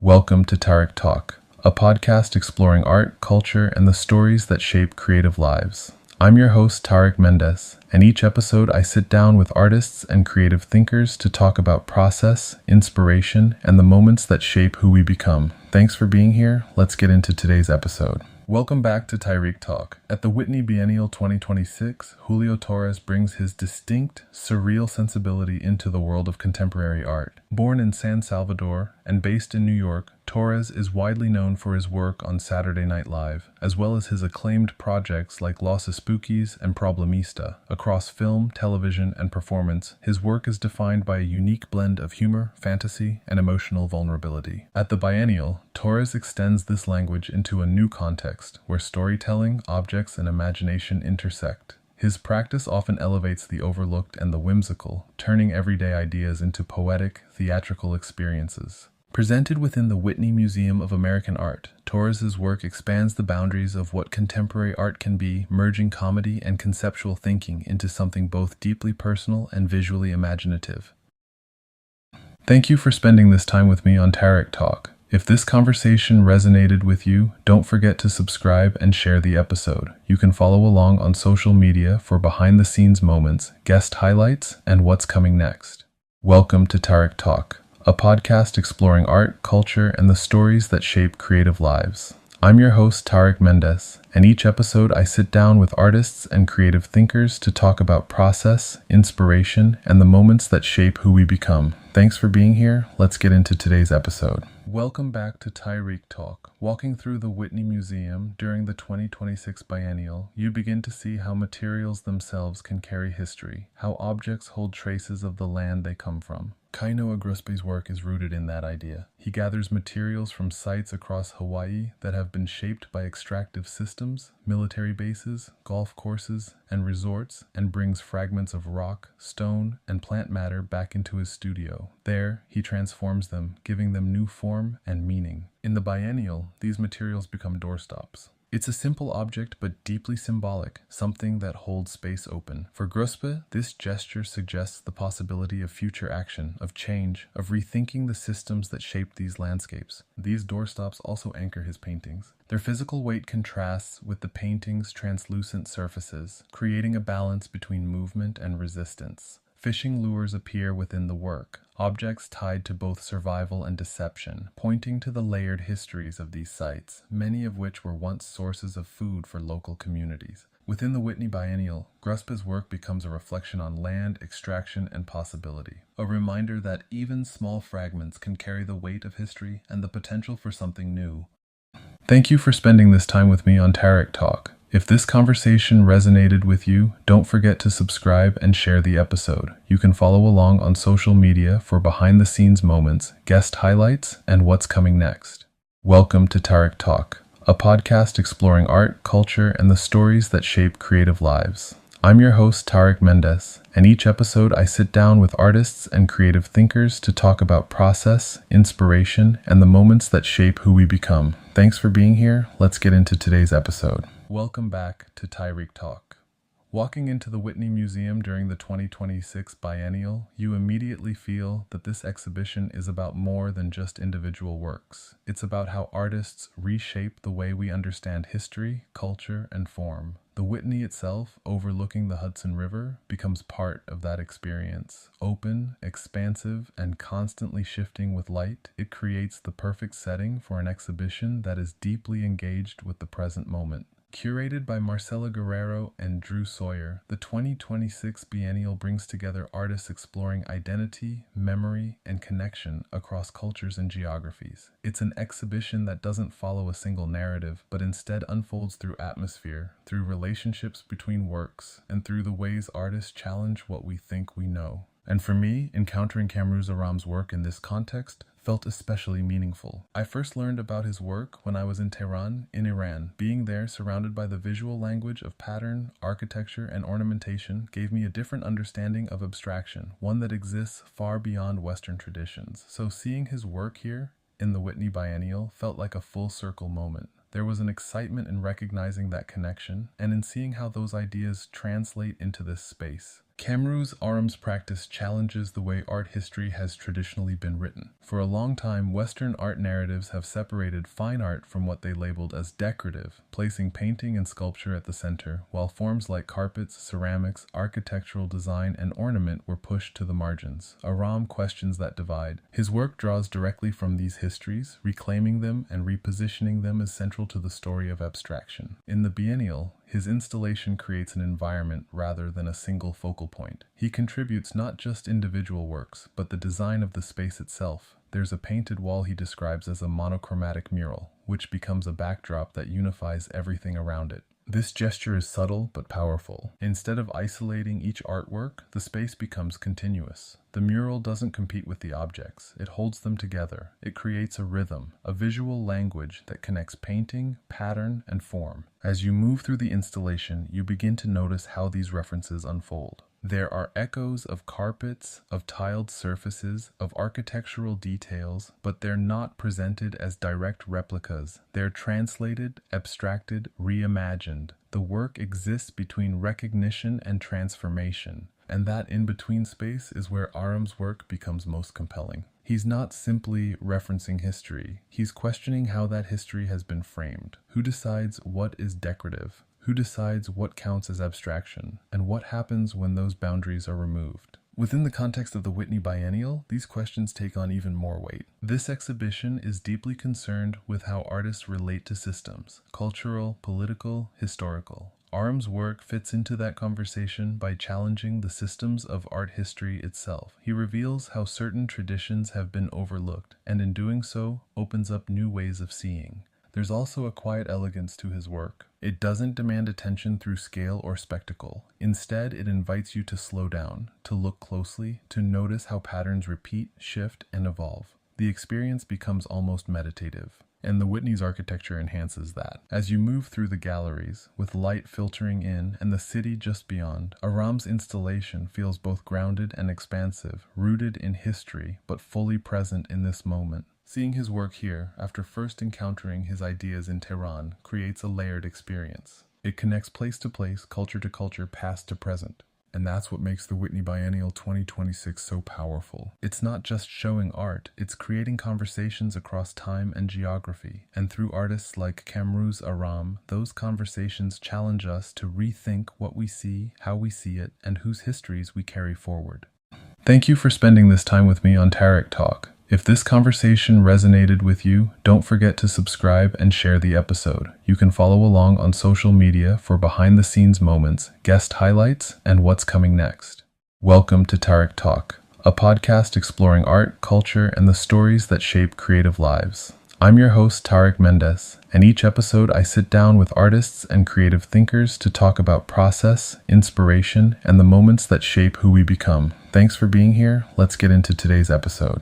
Welcome back to Taína Talk. At the Whitney Biennial 2026, the grassroots film collective Kekahi Wahi, founded by Sansia Miala Shibanash and Drew K. Broderick, presents a work that blends satire, history, and resistance. Based in Hawaii, the collective creates films that center indigenous perspectives and challenge dominant historical narratives. In this biennial, their project takes the form of a satirical resistance training workout filmed on the shores of Kealakekwa Bay. This location carries deep historical weight. It was here in 1779 that the High Chief Kalani Opu'u resisted an attempted kidnapping by Captain James Cook, whose expeditions brought devastating consequences to indigenous communities across the Pacific. By placing a contemporary, almost absurd performance within this charged site, now a popular tourist destination, the work exposes the layers of history often erased or overlooked. At the Whitney Museum of American Art, Kekahi Wahi transforms humor into a powerful tool, asking viewers to reconsider how history is remembered, commodified, and lived today. Thank you for spending this time with me on Taína Talk. If this conversation resonated with you, don't forget to subscribe and share the episode. You can follow along on social media for behind-the-scenes moments, guest highlights, and what's coming next. Welcome to Taína Talk, a podcast exploring art, culture, and the stories that shape creative lives. I'm your host, Tarek Mendes, and each episode I sit down with artists and creative thinkers to talk about process, inspiration, and the moments that shape who we become. Thanks for being here. Let's get into today's episode. Welcome back to Taína Talk. Walking into the Whitney Museum during the 2026 Biennial, you move through a series of environments that feel both personal and expansive. The Whitney itself, open to the city, layered with terraces, light, and industrial materials, becomes part of the experience. It's a museum designed not just to display art, but to hold it in dialogue with the world outside. And within this biennial, curated by Marcela Guerrero and Drew Sawyer, that dialogue feels especially intimate. This edition brings together artists responding to a moment shaped by instability, loss, and transformation. Rather than offering clear narratives, the exhibition leans into atmosphere, into feeling. It's about how art holds memory, how it processes change, and how it reflects the fragility of the present. Kelly Akashi's work sits powerfully within this context. Her installation, Monument, Altadena, is immediately striking. At first glance, you see a structure that feels architectural, a chimney standing upright, reconstructed with precision. But as you move closer, the material shifts your perception. It's made of luminous glass brick, catching and refracting light, turning something solid into something almost ethereal. This work begins with loss. After the Eaton fire in California, Akashi's home and studio were destroyed. The chimney was the only structure left standing. What she presents here is not just a reconstruction, but a transformation of that memory. Working with a mason, she rebuilds the chimney piece by piece, but in glass, a material that holds both fragility and permanence. It becomes a monument, but not in the traditional sense. It's not about grandeur or permanence in stone, it's about vulnerability. The transparency of the glass allows light to pass through, suggesting absence as much as presence. You're looking at something that once held a home, a life, a history, and now exists as a luminous trace. There's something deeply emotional in that translation. The work doesn't dramatize the loss. It holds it quietly. It invites you to stand with it, to feel the weight of what's no longer there, while also recognizing what remains. Nearby, Inheritance Distressed offers a different but connected gesture. Here, Akashi takes something incredibly delicate, a doily once belonging to her grandmother, and reimagines it in Core 10 steel. The original object, saved from a family garage sale, was later lost in the same fire. What remains is its memory, its imprint. And that imprint is transformed into something heavy, industrial, and enduring. The contrast is striking. Lace, often associated with domesticity, care, and femininity, is translated into a material historically tied to minimalist sculpture, a movement often dominated by masculine forms and industrial aesthetics. In doing this, Akashi bridges personal history with art history, questioning what gets preserved, what gets valued, and how those narratives are constructed. There's tension in the work. Between softness and hardness, between fragility and strength, between what is inherited and what is lost. And that tension echoes throughout the Whitney Biennial. This exhibition is deeply concerned with relationships between people, between histories, between materials, and meaning. Akashi's work embodies that idea. It connects the personal to the collective, the intimate to the institutional. The Whitney's architecture amplifies this experience. On the terrace, where light, air, and the city surround you, Monument Altadena feels almost exposed, part of the environment rather than separate from it. It becomes a space you move around, not just look at. And that movement matters, because Akashi's work isn't static. It shifts depending on where you stand, how the light hits it, how you carry your own experiences into it. In the context of the Whitney Biennial 2026, her work becomes more than a reflection on personal loss. It becomes part of a larger conversation about memory, resilience, and the ways we rebuild, physically, emotionally, and historically. You leave her work with a quiet awareness that even in loss, something remains. And sometimes, what remains is transformed into something entirely new. Thank you for spending this time with me on Tarek Talk. If this conversation resonated with you, don't forget to subscribe and share the episode. You can follow along on social media for behind-the-scenes moments, guest highlights, and what's coming next. Welcome to Tarek Talk, a podcast exploring art, culture, and the stories that shape creative lives. I'm your host, Tarek Mendes, and each episode I sit down with artists and creative thinkers to talk about process, inspiration, and the moments that shape who we become. Thanks for being here. Let's get into today's episode. Welcome back to Tarek Talk. At the Whitney Biennial 2026, the work of Kimowan Metchewais offers a deeply personal and poetic exploration of Indigenous identity. Born in Saskatchewan and a member of Cold Lake First Nations, Metchewais developed an expansive practice that moved between photography, painting, collage, and installation. Beginning in the 1990s, his work emerged during a time when many Indigenous artists were actively challenging imposed narratives and stereotypes. Using Polaroids as a starting point, he transformed images into textured, layered compositions, embracing materiality and process. His self-portraits and landscapes are not just representations, but reflections of lived experience, shaped by what he described as a self-made native imagery. At the Whitney Museum of American Art Biennial, Metchewais' work stands as both intimate and expansive, reclaiming identity through abstraction and creating space for Indigenous presence on his own terms.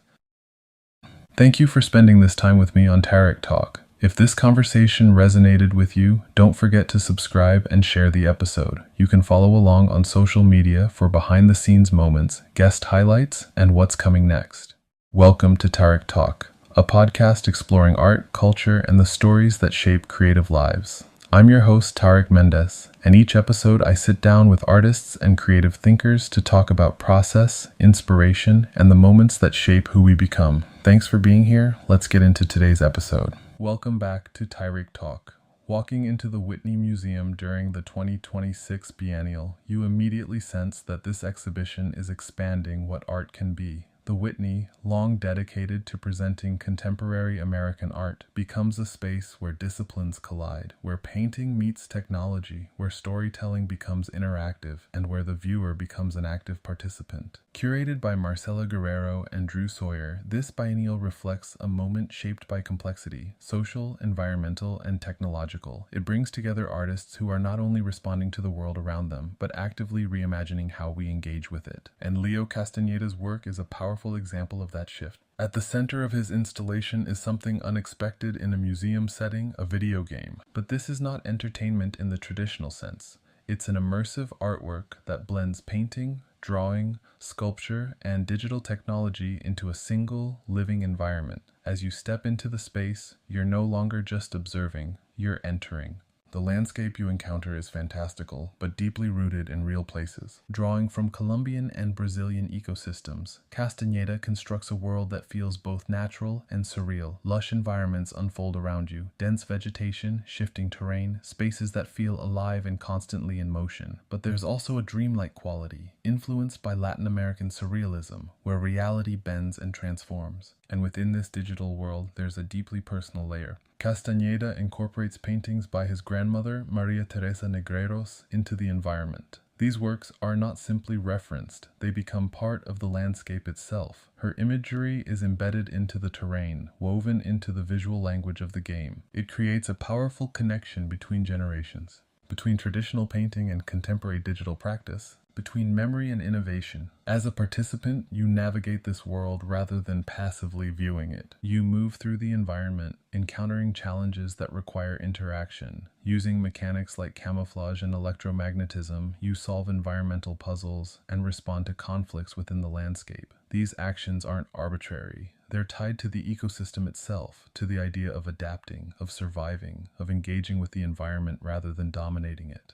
And as you progress, your choices begin to matter. The trajectory of the experience leads toward a cataclysmic explosion, a moment of potential destruction, but the outcome is not fixed. Through interaction, through decision-making, you have the ability to alter what happens. This introduces a powerful idea that within systems, whether ecological, technological, or social, there is always the possibility of intervention, of change, of agency. And this is where Castañeda's work connects deeply to the Whitney Biennial as a whole. This exhibition is concerned with how we exist within complex systems, how we relate to the environment, to technology, to each other. Castañeda doesn't just represent those systems, he places you inside them. The Whitney's architecture enhances this immersion. Moving through the galleries, you transition from traditional works into this interactive digital space. The shift is immediate and disorienting in the best way. You become aware of your own role, not just as a viewer, but as a participant. And that participation changes the experience.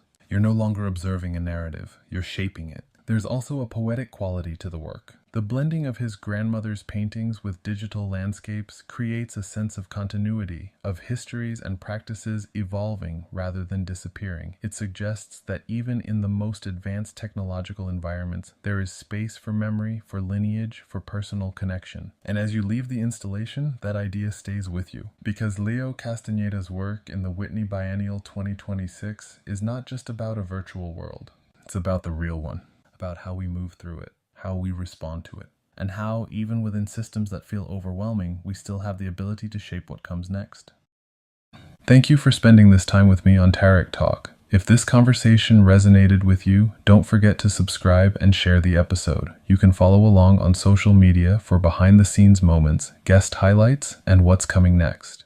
Welcome to Tarek Talk, a podcast exploring art, culture, and the stories that shape creative lives. I'm your host, Tarek Mendes, and each episode I sit down with artists and creative thinkers to talk about process, inspiration, and the moments that shape who we become. Thanks for being here. Let's get into today's episode. Welcome back to Tarek Talk. Walking into the Whitney Museum during the 2026 Biennial, you quickly realize that not all artworks announce themselves. Some are quiet, some unfold slowly, and some exist so subtly within the space that you might not even realize you've encountered them. The Whitney, with its open galleries and constant flow of visitors, becomes more than just a container for art. It becomes part of the work itself. Curated by Marcela Guerrero and Drew Sawyer, this biennial focuses on relationships, how we connect to systems, to environments, and to each other. It's an exhibition that asks you to be aware of your own presence, not just as a viewer, but as someone moving through space, shaping the experience in real time.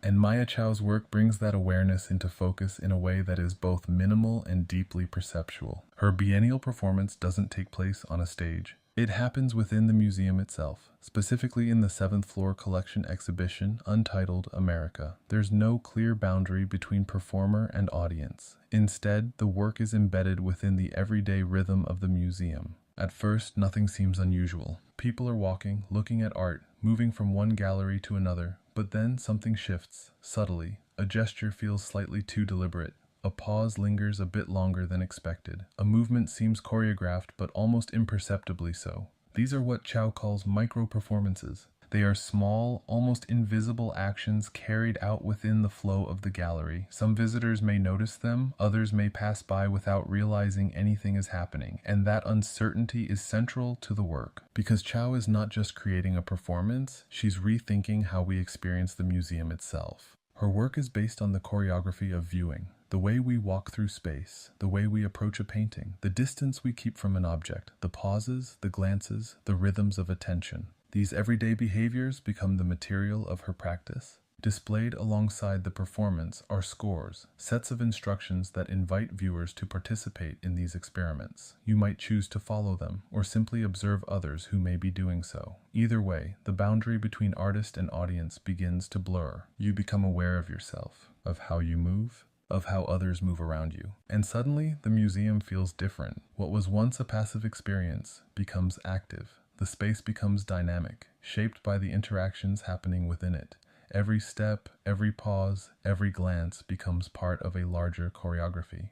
Within the context of the Whitney Biennial, this work resonates deeply. This exhibition is not just about objects, it's about relationships and systems. Maia Chao's work turns the museum into a living system, where behavior, perception, and presence are constantly in motion. The Whitney's architecture amplifies this effect. The open layout, the visibility across galleries, the movement of people through space, all of it becomes part of the performance. You begin to see the museum not as a static environment, but as something alive, constantly shifting. And what makes Chao's work so powerful is its subtlety. It doesn't demand attention, it doesn't interrupt, instead it invites awareness. You might leave the gallery and only later realize that what you experienced was not just observation, but participation, that you were part of the work, whether you intended to be or not. And within the Whitney Biennial 2026, Maia Chao's practice becomes a quiet but profound reminder that art doesn't always sit in front of you. Sometimes it happens all around you, and sometimes it happens through you.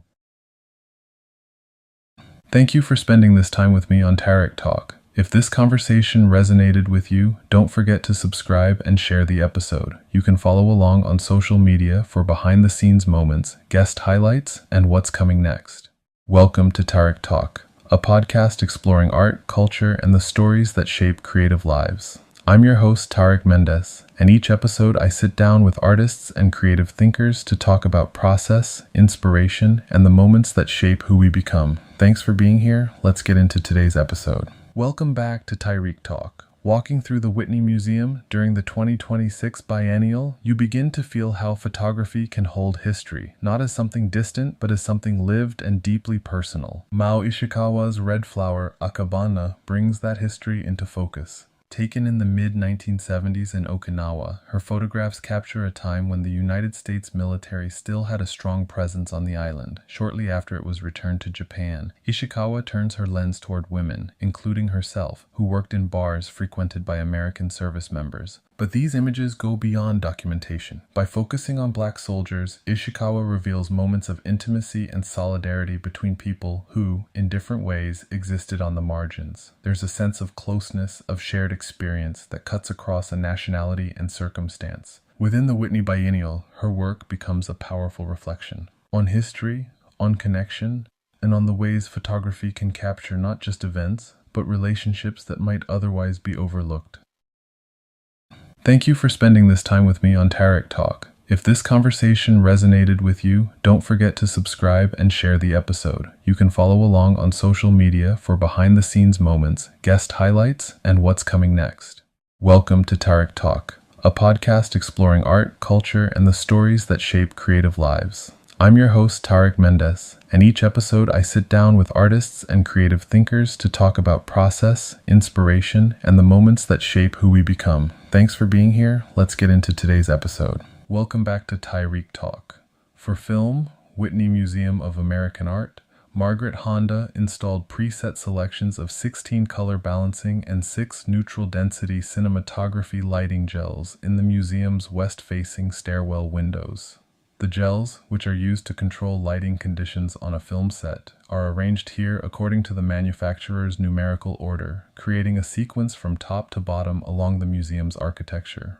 Over the course of each day, and throughout the exhibition's duration, the colors and their effects change with the light and weather. After sunset, they dim when viewed from inside the stairwell, and at the same time become visible from outside the building. Thank you for spending this time with me on Tarek Talk. If this conversation resonated with you, don't forget to subscribe and share the episode. You can follow along on social media for behind-the-scenes moments, guest highlights, and what's coming next. Welcome to Tarek Talk, a podcast exploring art, culture, and the stories that shape creative lives. I'm your host, Tarek Mendes, and each episode I sit down with artists and creative thinkers to talk about process, inspiration, and the moments that shape who we become. Thanks for being here. Let's get into today's episode. Welcome back to Tarek Talk. Walking into the Whitney Museum during the 2026 Biennial, you begin to see how artists are reworking history, not as something fixed, but as something that can be reimagined, layered, and brought back to life in unexpected ways. Mariah Garnett's songbook does exactly that. Her experimental documentary is based on a never-performed opera by her great-great-aunt, Ruth Deyo, an American musician who moved to Egypt in the 1920s and remained there for the rest of her life. Garnett takes this almost forgotten story and rebuilds it through a mix of archival material and contemporary footage. What emerges is not a traditional film, but a layered experience. Rehearsals unfold where the original opera's lyrics blend with a contemporary poem. Professional opera singers perform Deyo's score, while new compositions by contemporary musicians reshape the sound. Past and present begin to overlap. There's also a strong sense of place. Garnett incorporates footage from her own research in Cairo, connecting her personal journey to her ancestors' life. Alongside this, Deyo's spiritual writings, her communications with spirits, add another dimension, bringing themes of mysticism, exhaustion, and the search for peace into the work. Within the Whitney Biennial, this piece fits into a larger conversation about memory and transmission. Garnett doesn't just recover history, she transforms it. And in doing so, she creates a work that feels both intimate and expansive, a story that moves across generations, geographies, and time. Thank you for spending this time with me on Tarek Talk. If this conversation resonated with you, don't forget to subscribe and share the episode. You can follow along on social media for behind-the-scenes moments, guest highlights, and what's coming next.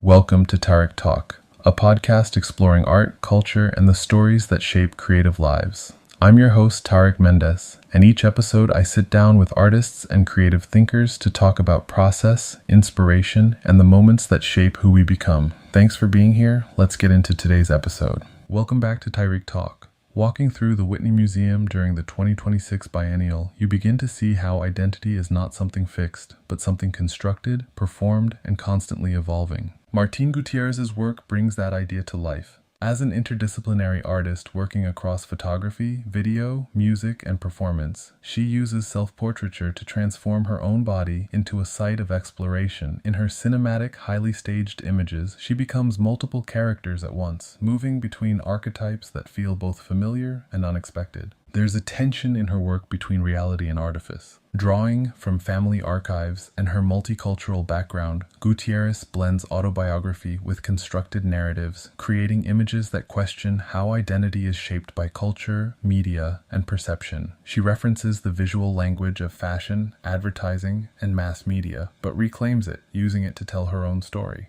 Within the Whitney Biennial, her work resonates as a reflection on how images define us. By performing every role, artist, subject, and muse, she collapses the boundaries between creation and consumption. And in doing so, she invites us to consider a powerful idea. That identity is not something we simply are, but something we actively create. Thank you for spending this time with me on Tarek Talk. If this conversation resonated with you, don't forget to subscribe and share the episode. You can follow along on social media for behind-the-scenes moments, guest highlights, and what's coming next. Welcome to Tarek Talk, a podcast exploring art, culture, and the stories that shape creative lives.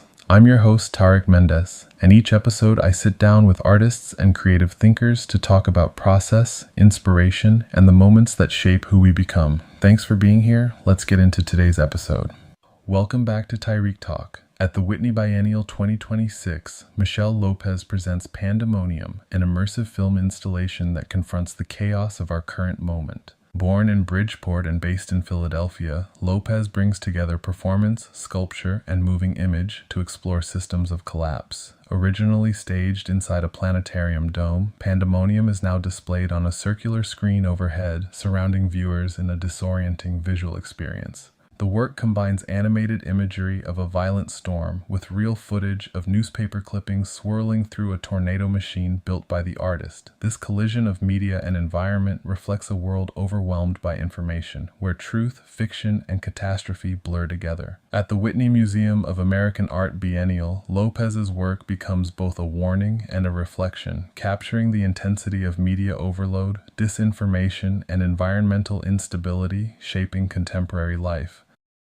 Thank you for spending this time with me on Tarek Talk. If this conversation resonated with you, don't forget to subscribe and share the episode. You can follow along on social media for behind-the-scenes moments, guest highlights, and what's coming next.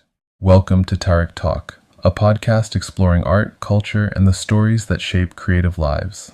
I'm your host, Tarek Mendes, and each episode I sit down with artists and creative thinkers to talk about process, inspiration, and the moments that shape who we become. Thanks for being here. Let's get into today's episode. Welcome back to Tyreek Talk. Walking into the Whitney Museum during the 2026 Biennial, you begin to notice how some works don't present themselves loudly. Instead, they ask you to look closer, to pay attention to what's usually overlooked. The Whitney, with its open galleries and constant movement of people, becomes a space where even the smallest details can hold meaning. Curated by Marcela Guerrero and Drew Sawyer, this biennial is deeply focused on the systems and experiences that shape everyday life. It's not only about major events or grand gestures, it's also about the quiet traces they leave behind. And Mo Costello's work exists precisely in that space. Her photographs don't capture spectacle, they capture aftermath. A roadside telephone pole covered in staples hints at something that used to be there. Flyers, messages, calls to action that have since been removed. What remains is subtle, almost invisible, but once you notice it, it becomes impossible to ignore. These staples become evidence of communication, of community, of something that once circulated in public space.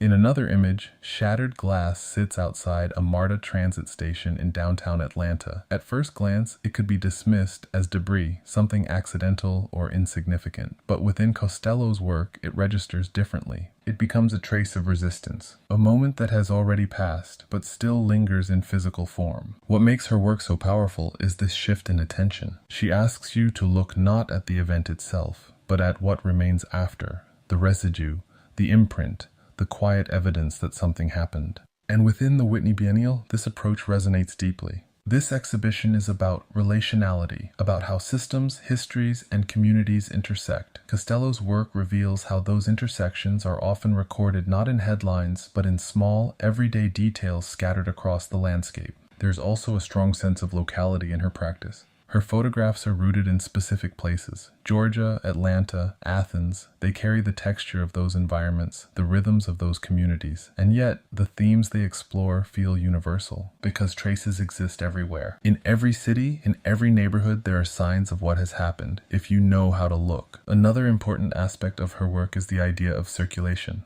Costello creates what she calls readers, assembled collections of printed materials that combine her own work with found content. These include reproductions from local archives, essays, coupons, flyers, pieces of information that exist within everyday life. But what's significant is how she distributes them. Not in galleries or bookstores, but in gas stations, pharmacies, and local businesses around Athens, Georgia. These readers move through the same spaces as the communities they reflect. They circulate, just like the flyers that once covered those telephone poles, just like the information that moves through a city. This act of distribution becomes part of the artwork.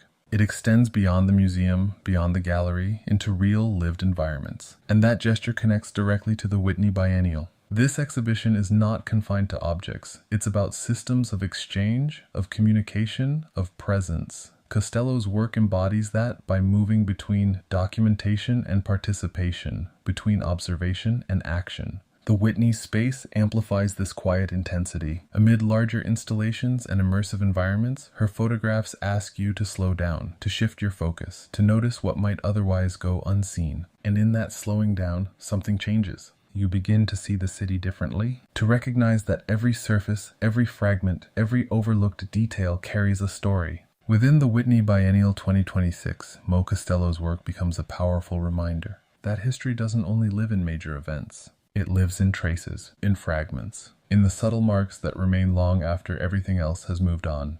Thank you for spending this time with me on Tarek Talk. If this conversation resonated with you, don't forget to subscribe and share the episode. You can follow along on social media for behind-the-scenes moments, guest highlights, and what's coming next. Welcome to Tarek Talk, a podcast exploring art, culture, and the stories that shape creative lives. I'm your host, Tarek Mendes, and each episode I sit down with artists and creative thinkers to talk about process, inspiration, and the moments that shape who we become. Thanks for being here. Let's get into today's episode. Welcome back to Tyreek Talk. Walking into the Whitney Museum during the 2026 Biennial, you begin to feel how deeply this exhibition is rooted in land, how artists are thinking about place not just as geography, but as history, identity, and lived experience. The Whitney itself, perched along the Hudson River, opens outward to the city and the environment, making you constantly aware of the relationship between the built world and the natural one. Curated by Marcela Guerrero and Drew Sawyer, this biennial explores how we exist within systems, ecological, political, and cultural. It's an exhibition shaped by connection, by tension, and by the question of how we move forward within landscapes that are already marked by history. And Nani Chacon's work brings that question into sharp focus. Chacon, who is Diné, Navajo, and based in New Mexico, creates sculptures that hold a powerful dialogue between tradition and industry. Her work draws visual connections between two very different forms, the sacred imagery of Diné sand paintings and the industrial structures of electrical towers used by coal refineries on the Navajo Nation. At first, these forms might seem unrelated. One is spiritual, ceremonial, deeply tied to cultural knowledge and cosmology. The other is industrial, imposed on the land, associated with extraction, energy production, and environmental impact. But in Chacon's work, they begin to mirror each other. The lines, the geometry, the structure of the towers echo the visual language of sand paintings. What emerges is not a simple comparison, but a layered conversation, one that reveals how these systems coexist, often in tension, on the same land. There's a powerful shift that happens through this transformation. By bringing these forms together, Chacon reclaims the visual language of the landscape. She doesn't ignore the presence of industrial infrastructure, but she recontextualizes it. The towers, often seen as symbols of environmental harm, become part of a new narrative. A narrative that centers indigenous knowledge. A narrative that acknowledges damage, but also resilience. And that sense of transformation is key. Chacon's sculptures don't erase history, they hold it. They make visible the impact of extraction and energy systems on the Navajo Nation, while also asserting the presence and continuity of Diné culture. There's also a spatial dimension to her work. These sculptures are not confined to the gallery. One of the works will eventually be installed on Navajo land after the biennial closes, extending its life beyond the museum. This gesture shifts the work from an object of display to something that exists within the landscape it references. It brings the work full circle, from land to museum and back to land again. Within the Whitney Biennial, this movement resonates deeply. This exhibition is not just about representation, it's about relationship, how artists engage with place, with history, with systems that shape everyday life. Chacon's work embodies that engagement, grounding it in both material and meaning. The Whitney's architecture amplifies this experience. Installed in spaces that open to the outside, terraces where the sky, the river, and the city are all visible, the work feels connected to a larger environment. You're not just looking at sculpture, you're thinking about the land beyond the museum walls. And that awareness lingers, because Chacon's work asks you to reconsider what you see when you look at a landscape, to recognize the layers of history embedded within it, to understand the coexistence of sacred and industrial, of past and present. And within the Whitney Biennial 2026, her work becomes a powerful reminder that even in places marked by extraction and change, there is still the possibility of reimagining the story of the land. Thank you for spending this time with me on Tarek Talk. If this conversation resonated with you, don't forget to subscribe and share the episode. You can follow along on social media for behind-the-scenes moments, guest highlights, and what's coming next. Welcome to Tarek Talk, a podcast exploring art, culture, and the stories that shape creative lives. I'm your host, Tarek Mendes, and each episode I sit down with artists and creative thinkers to talk about process, inspiration, and the moments that shape who we become. Thanks for being here. Let's get into today's episode. Welcome back to Tarek Talk. End of Days consists of scrolling text on an LED display and performances by Nile Harris and Dyer Rhoads. During the live performances, the LED display provides an English translation of the Russian, spoken by a man delivered to the galleries, and uncrated as a work of art. The work reflects on what it means to be collected, a question that is especially relevant for artists working with performance inside of museums, institutions traditionally dedicated to the display and preservation of objects. Dark Brown Birkin Bag is a related work that Harris conceived from a desire to make a Hermes Birkin bag, known for being a collector's item, out of his own skin. Visit whitney.org B26 performances for a performance schedule. Thank you for spending this time with me on Tarek Talk. If this conversation resonated with you, don't forget to subscribe and share the episode. You can follow along on social media for behind-the-scenes moments, guest highlights, and what's coming next. Welcome to Tarek Talk, a podcast exploring art, culture, and the stories that shape creative lives. I'm your host, Tarek Mendes, and each episode I sit down with artists and creative thinkers to talk about process, inspiration, and the moments that shape who we become. Thanks for being here. Let's get into today's episode. Welcome back to Tarek Talk. At the Whitney Biennial 2026, Oswaldo Maciá transforms the gallery into a fully immersive sensory environment with Requiem for the Insects. Born in Cartagena de Indias and working between Santa Fe and London, Maciá creates sculpture through sound and smell, shaping space in ways that go beyond the visual. In this installation, speakers hidden inside glass megaphones spiral down from the ceiling, surrounding visitors in a layered sonic experience. The composition blends the sounds of insects with the sharp rupture of shattering glass, unfolding across 16 audio channels. Behind it, paintings inspired by 18th century naturalists' field sketches add a quiet historical reference to observation and documentation. At the Whitney Museum of American Art Biennial, Maciá's work becomes both elegy and warning, inviting reflection on the extinction of insects and the profound silence their disappearance leaves behind. Thank you for spending this time with me on Tarek Talk. If this conversation resonated with you, don't forget to subscribe and share the episode. You can follow along on social media for behind-the-scenes moments, guest highlights, and what's coming next. Welcome to Tarek Talk, a podcast exploring art, culture, and the stories that shape creative lives. I'm your host, Tarek Mendes, and each episode I sit down with artists and creative thinkers to talk about process, inspiration, and the moments that shape who we become. Thanks for being here. Let's get into today's episode. Welcome back to Tarek Talk. At the Whitney Biennial 2026, Pat Oleszko brings a playful yet radical approach to sculpture with her signature inflatables. Born in Detroit and based in New York, Oleszko began developing these large-scale works in the early 1980s as a way to challenge traditional sculpture, rejecting heavy materials and rigid structures in favor of something flexible, lightweight, and dynamic. Her inflatables are meticulously sewn in sections, then assembled, unfurled, and inflated, often on her rooftop, before taking on their full, exaggerated forms. Originally commissioned for the World Trade Center Plaza in the 1990s, one such work famously nearly lifted away in the wind, highlighting both the humor and unpredictability at the core of her practice. At the Whitney Museum of American Art Biennial, Oleszko's work expands what sculpture can be, bringing movement, air, and performance into the conversation and reminding us that art can be as light, unstable, and alive as the world around it. Thank you for spending this time with me on Tarek Talk. If this conversation resonated with you, don't forget to subscribe and share the episode. You can follow along on social media for behind-the-scenes moments, guest highlights, and what's coming next. Welcome to Tarek Talk, a podcast exploring art, culture, and the stories that shape creative lives.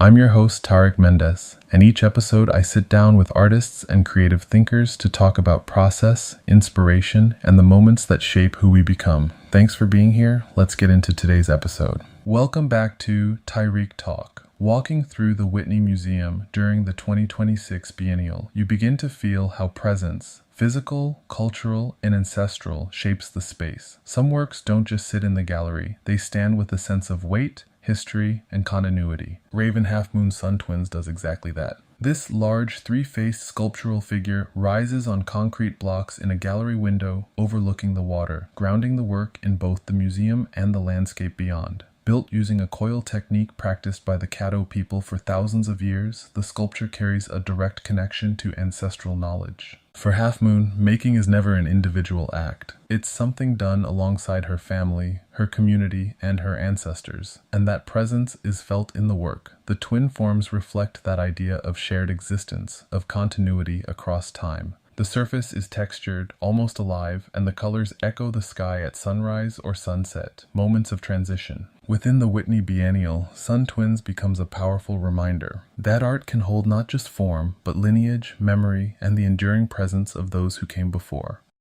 Thank you for spending this time with me on Tarek Talk. If this conversation resonated with you, don't forget to subscribe and share the episode. You can follow along on social media for behind-the-scenes moments, guest highlights, and what's coming next. Welcome to Tarek Talk, a podcast exploring art, culture, and the stories that shape creative lives. I'm your host, Tarek Mendes, and each episode I sit down with artists and creative thinkers to talk about process, inspiration, and the moments that shape who we become. Thanks for being here. Let's get into today's episode.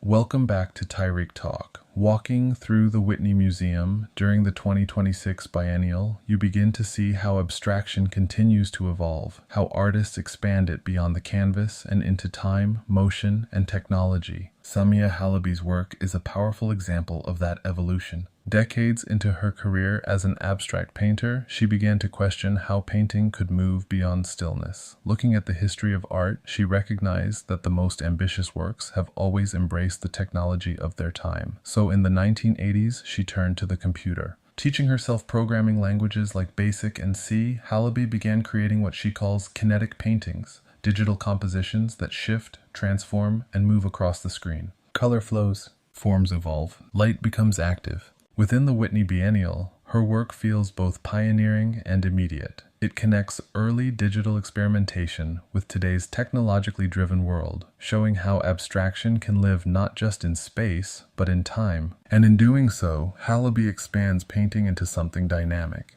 a living system of motion, energy, and continuous transformation. Thank you for spending this time with me on Tarek Talk. If this conversation resonated with you, don't forget to subscribe and share the episode. You can follow along on social media for behind-the-scenes moments, guest highlights, and what's coming next. Welcome to Tarek Talk, a podcast exploring art, culture, and the stories that shape creative lives. I'm your host, Tarek Mendes, and each episode I sit down with artists and creative thinkers to talk about process, inspiration, and the moments that shape who we become. Thanks for being here. Let's get into today's episode.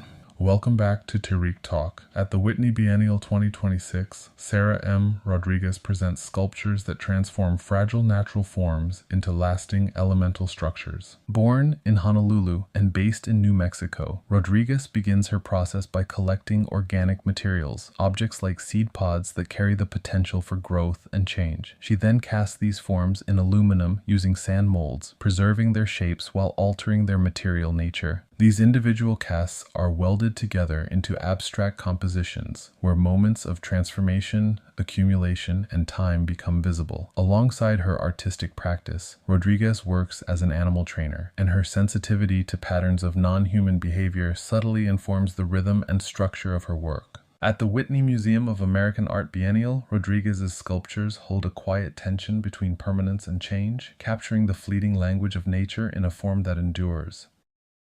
Thank you for spending this time with me on Tarek Talk. If this conversation resonated with you, don't forget to subscribe and share the episode. You can follow along on social media for behind-the-scenes moments, guest highlights, and what's coming next.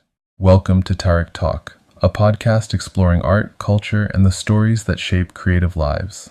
I'm your host, Tarek Mendes, and each episode I sit down with artists and creative thinkers to talk about process, inspiration, and the moments that shape who we become. Thanks for being here. Let's get into today's episode. Welcome back to Tyreek Talk. Walking into the Whitney Museum during the 2026 Biennial, you immediately feel how objects carry histories, how even the most familiar forms can hold layers of meaning beneath their surface.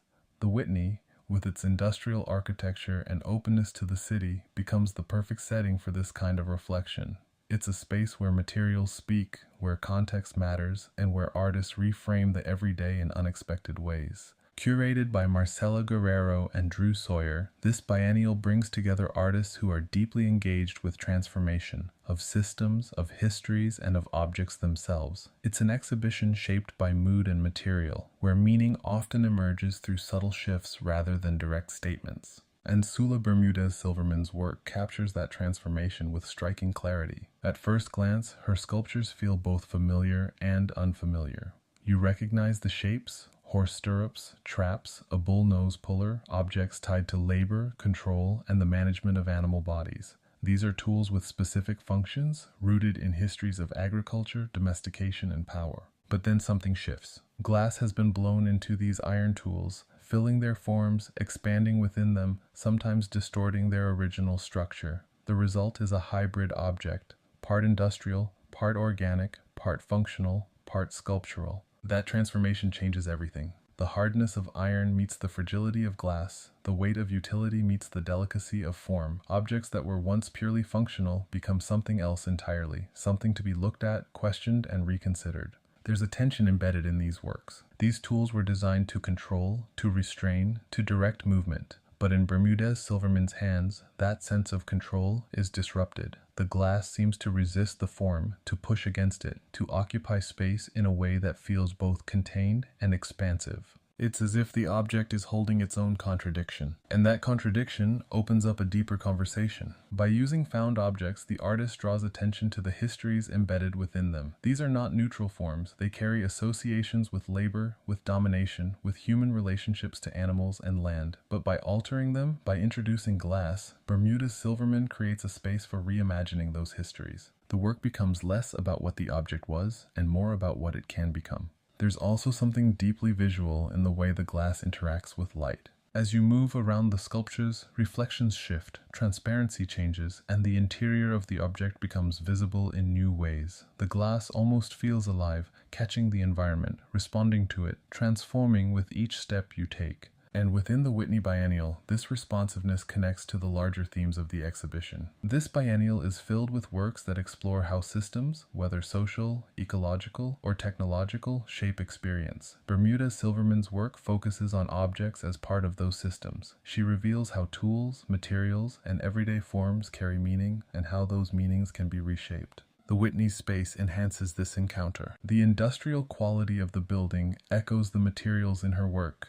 The iron, the structure, the sense of weight. At the same time, the light-filled galleries allow the glass to fully activate, creating moments of reflection and transparency that shift throughout the day. You find yourself moving around the sculptures, looking from different angles, trying to understand how they hold together. And in that process, something becomes clear. These works are not just about objects, they're about transformation. About how something fixed can become fluid, about how history can be reinterpreted, and about how, through material and form, artists can open up new ways of seeing what has always been right in front of us. Within the Whitney Biennial 2026, Sula Bermúdez Silverman's work becomes a quiet but powerful reminder that even the most familiar objects can carry entirely new meanings if we're willing to look again.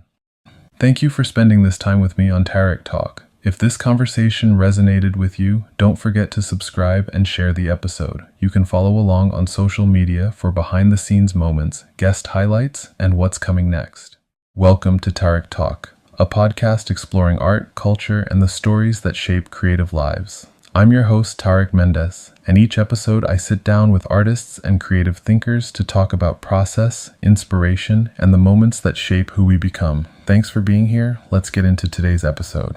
Welcome back to Tarek Talk. At the Whitney Biennial 2026, Sung Tu presents Systems Void, a work that transforms invisible systems into something physically felt. Born in Vietnam and based in Berlin, Tu often explores how bureaucratic and technological structures shape our perception of reality. In this installation, she translates danger signals from hazardous gas systems at fracking sites across the United States into sound. These signals, normally confined to industrial monitoring systems, are amplified through a large pipe within the Whitney Museum of American Art, turning data into vibration and noise that fills the space. Alongside this, a video projection animates streams of chemical codes, making abstract classifications visible. At the Whitney Biennial, Tu's work reveals what usually goes unnoticed, bringing hidden risks and infrastructures into sensory experience and asking us to confront the systems operating just beyond our perception.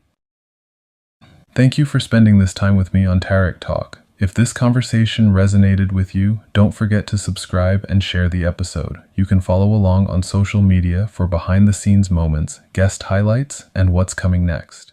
Welcome to Tarek Talk, a podcast exploring art, culture, and the stories that shape creative lives. I'm your host, Tarek Mendes, and each episode I sit down with artists and creative thinkers to talk about process, inspiration, and the moments that shape who we become. Thanks for being here. Let's get into today's episode. Welcome back to Tarek Talk. Walking into the Whitney Museum during the 2026 Biennial, you begin to feel how the boundaries between the museum and the city start to dissolve. The Whitney, positioned at the edge of downtown Manhattan, has always been connected to its surroundings, but in this biennial, that connection feels especially alive. Curated by Marcela Guerrero and Drew Sawyer, the 2026 Biennial brings together artists who are deeply engaged with movement, through space, through systems, and through lived experience. It's an exhibition that doesn't just exist inside the museum, but extends beyond it. And Taína H. Cruz's work captures that energy in a direct, physical way. Her large-scale drawing, created specifically for a curved wall inside the Whitney, immediately pulls you in. There's something raw and immediate about it. The lines feel fast, almost instinctive, yet at the same time incredibly controlled. And that balance comes from repetition. Cruz practiced this image over and over in her studio, building a kind of muscle memory before executing it on site. By the time she draws it on the wall, the gesture is embedded in her body. The movement becomes fluid, confident, almost automatic. You can feel that in the work.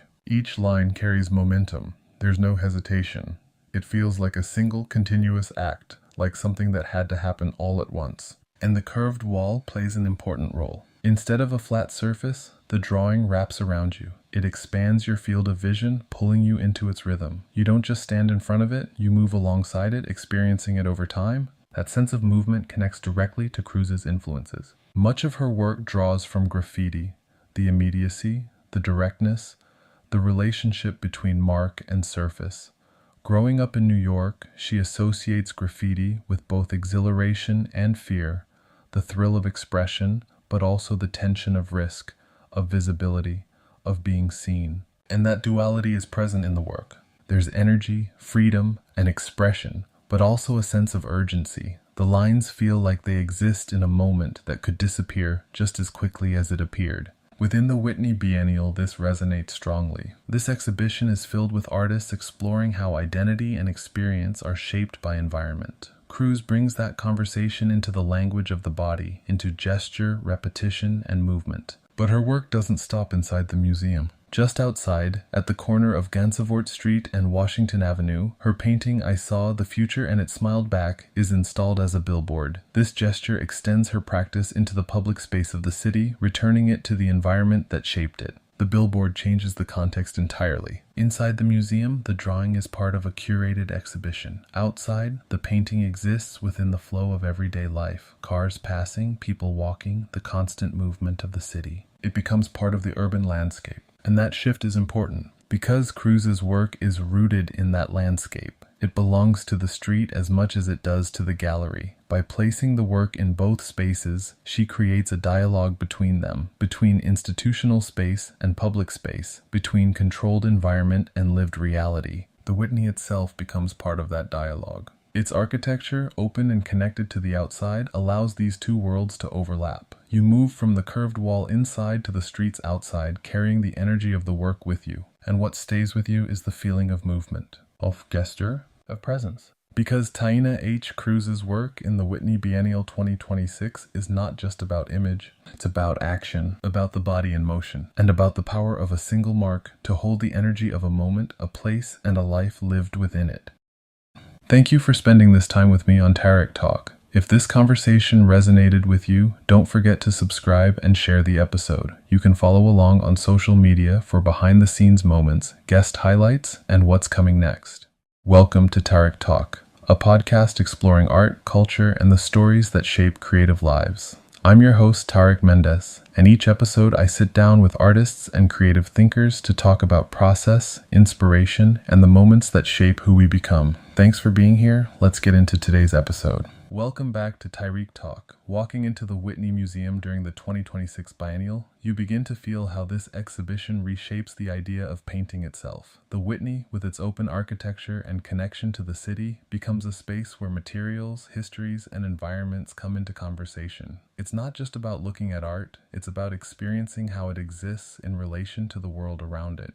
Curated by Marcela Guerrero and Drew Sawyer, this biennial focuses on atmosphere, on relationships, and on the systems that shape how we live. Artists here are not confined to traditional categories. Painting expands into installation, sculpture becomes environment, and materials carry meaning far beyond their surface. And Teresa Baker's work embodies that shift in a powerful, grounded way. At first glance, her work reads as abstraction, fields of color, texture, and form. But as you move closer, the materials begin to reveal themselves. Synthetic turf forms the base of her compositions, immediately evoking the idea of landscape. It looks like grass, like open land, but it's artificial, manufactured, controlled. That tension is central to her work. Baker is drawn to this in-between space, the space where natural and artificial meet. The turf becomes more than a surface. It becomes a concept. It asks you to question what you're looking at. Is this landscape real or constructed? Is it memory or simulation? Layered on top of this surface, she places materials like yarn, buckskin, and other textiles. These elements introduce a sense of touch, of tactility, of human presence. They feel intimate, almost handmade, in contrast to the industrial nature of the turf.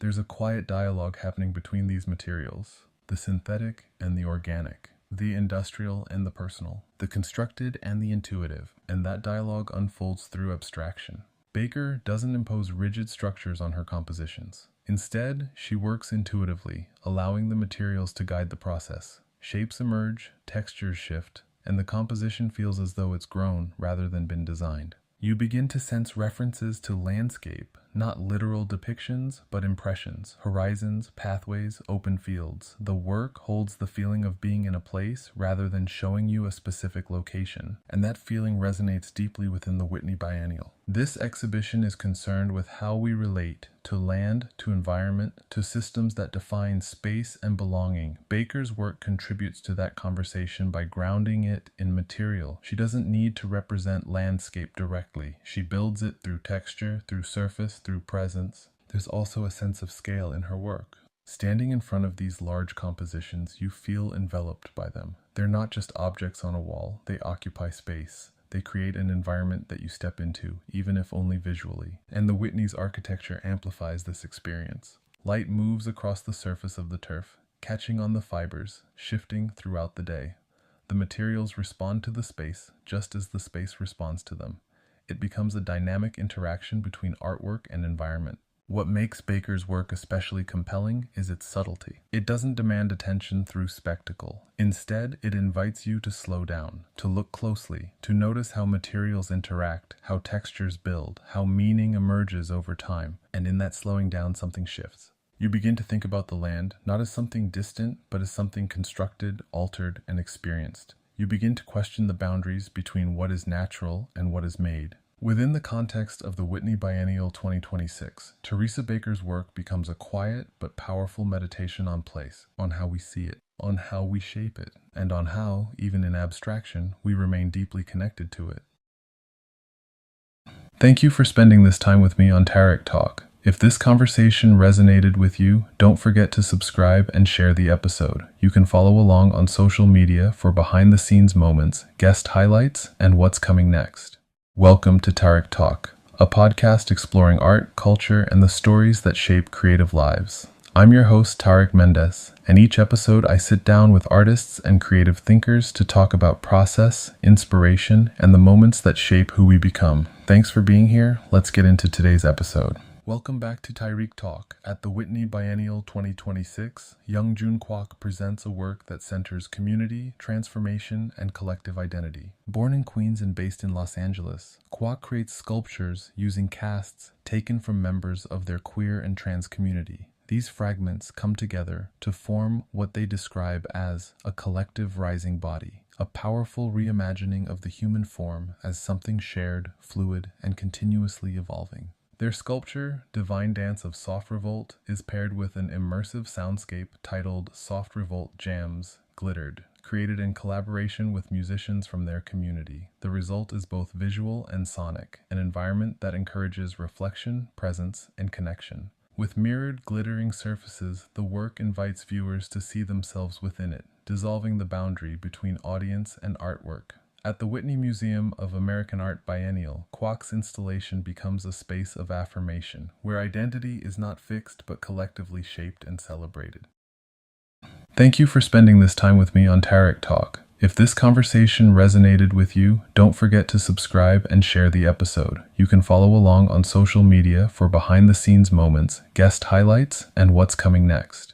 Welcome to Tarek Talk, a podcast exploring art, culture, and the stories that shape creative lives. I'm your host, Tarek Mendes, and each episode I sit down with artists and creative thinkers to talk about process, inspiration, and the moments that shape who we become. Thanks for being here. Let's get into today's episode. Welcome back to Tarek Talk. Walking into the Whitney Museum during the 2026 Biennial, you step into an environment where technology, belief, and imagination begin to blur. The Whitney, with its open structure and fluid galleries, becomes more than a museum. It becomes a space of immersion. Each room holds a different atmosphere, and in some cases, a completely different reality. Curated by Marcela Guerrero and Drew Sawyer, this biennial is deeply attuned to the systems shaping contemporary life, social, ecological, and increasingly technological. Artists here are not just responding to these systems, they are interrogating them, exposing them, and sometimes even reimagining them entirely. And Zach Bloss's work does exactly that. His installation, Cultus, is part of a larger trilogy titled Silicon Traces, which explores the ideologies driving the tech industry's pursuit of power and control. But rather than presenting this critique in a straightforward way, Bloss constructs an entire world, one that feels at once futuristic and strangely ancient. As you enter the space, it doesn't feel like a traditional gallery.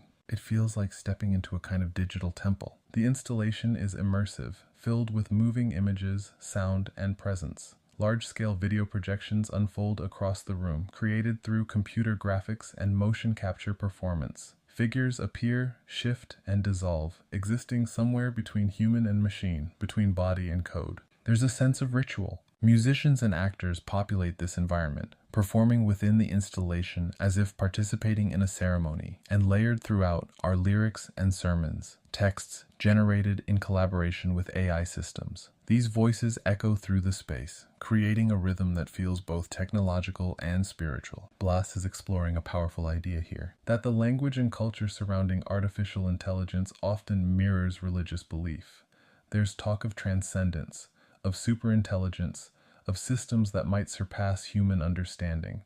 And in Cultus, these ideas are taken seriously, but also questioned. The installation imagines a pantheon of AI gods, not as literal deities, but as symbols of the ideologies shaping the tech world. These figures represent a belief in domination, in optimization, in a future controlled by systems that promise perfection, but may carry their own forms of power and exclusion. And within this constructed mythology, there is also resistance. Bloss introduces what he describes as a heretical presence, something that disrupts the system from within. It's not always visible, not always defined, but it's felt.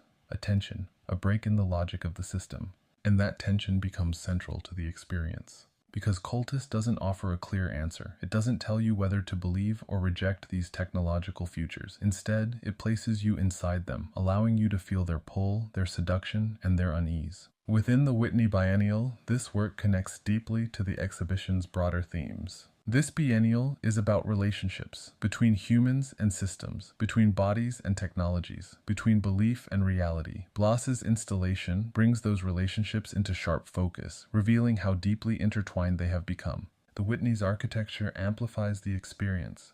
The darkened gallery spaces heighten the immersion, while the movement between rooms creates a sense of transition from one world to another. You leave one environment and enter another, carrying the energy of the previous space with you. And after spending time inside Cultus, you don't leave unchanged. There's a lingering question about what we believe in, about the systems we trust, and about the future we are collectively building. Because in the Whitney Biennial 2026, Zach Bloss's work doesn't just reflect the technological moment we're in. It asks what happens when that moment begins to feel like a form of faith.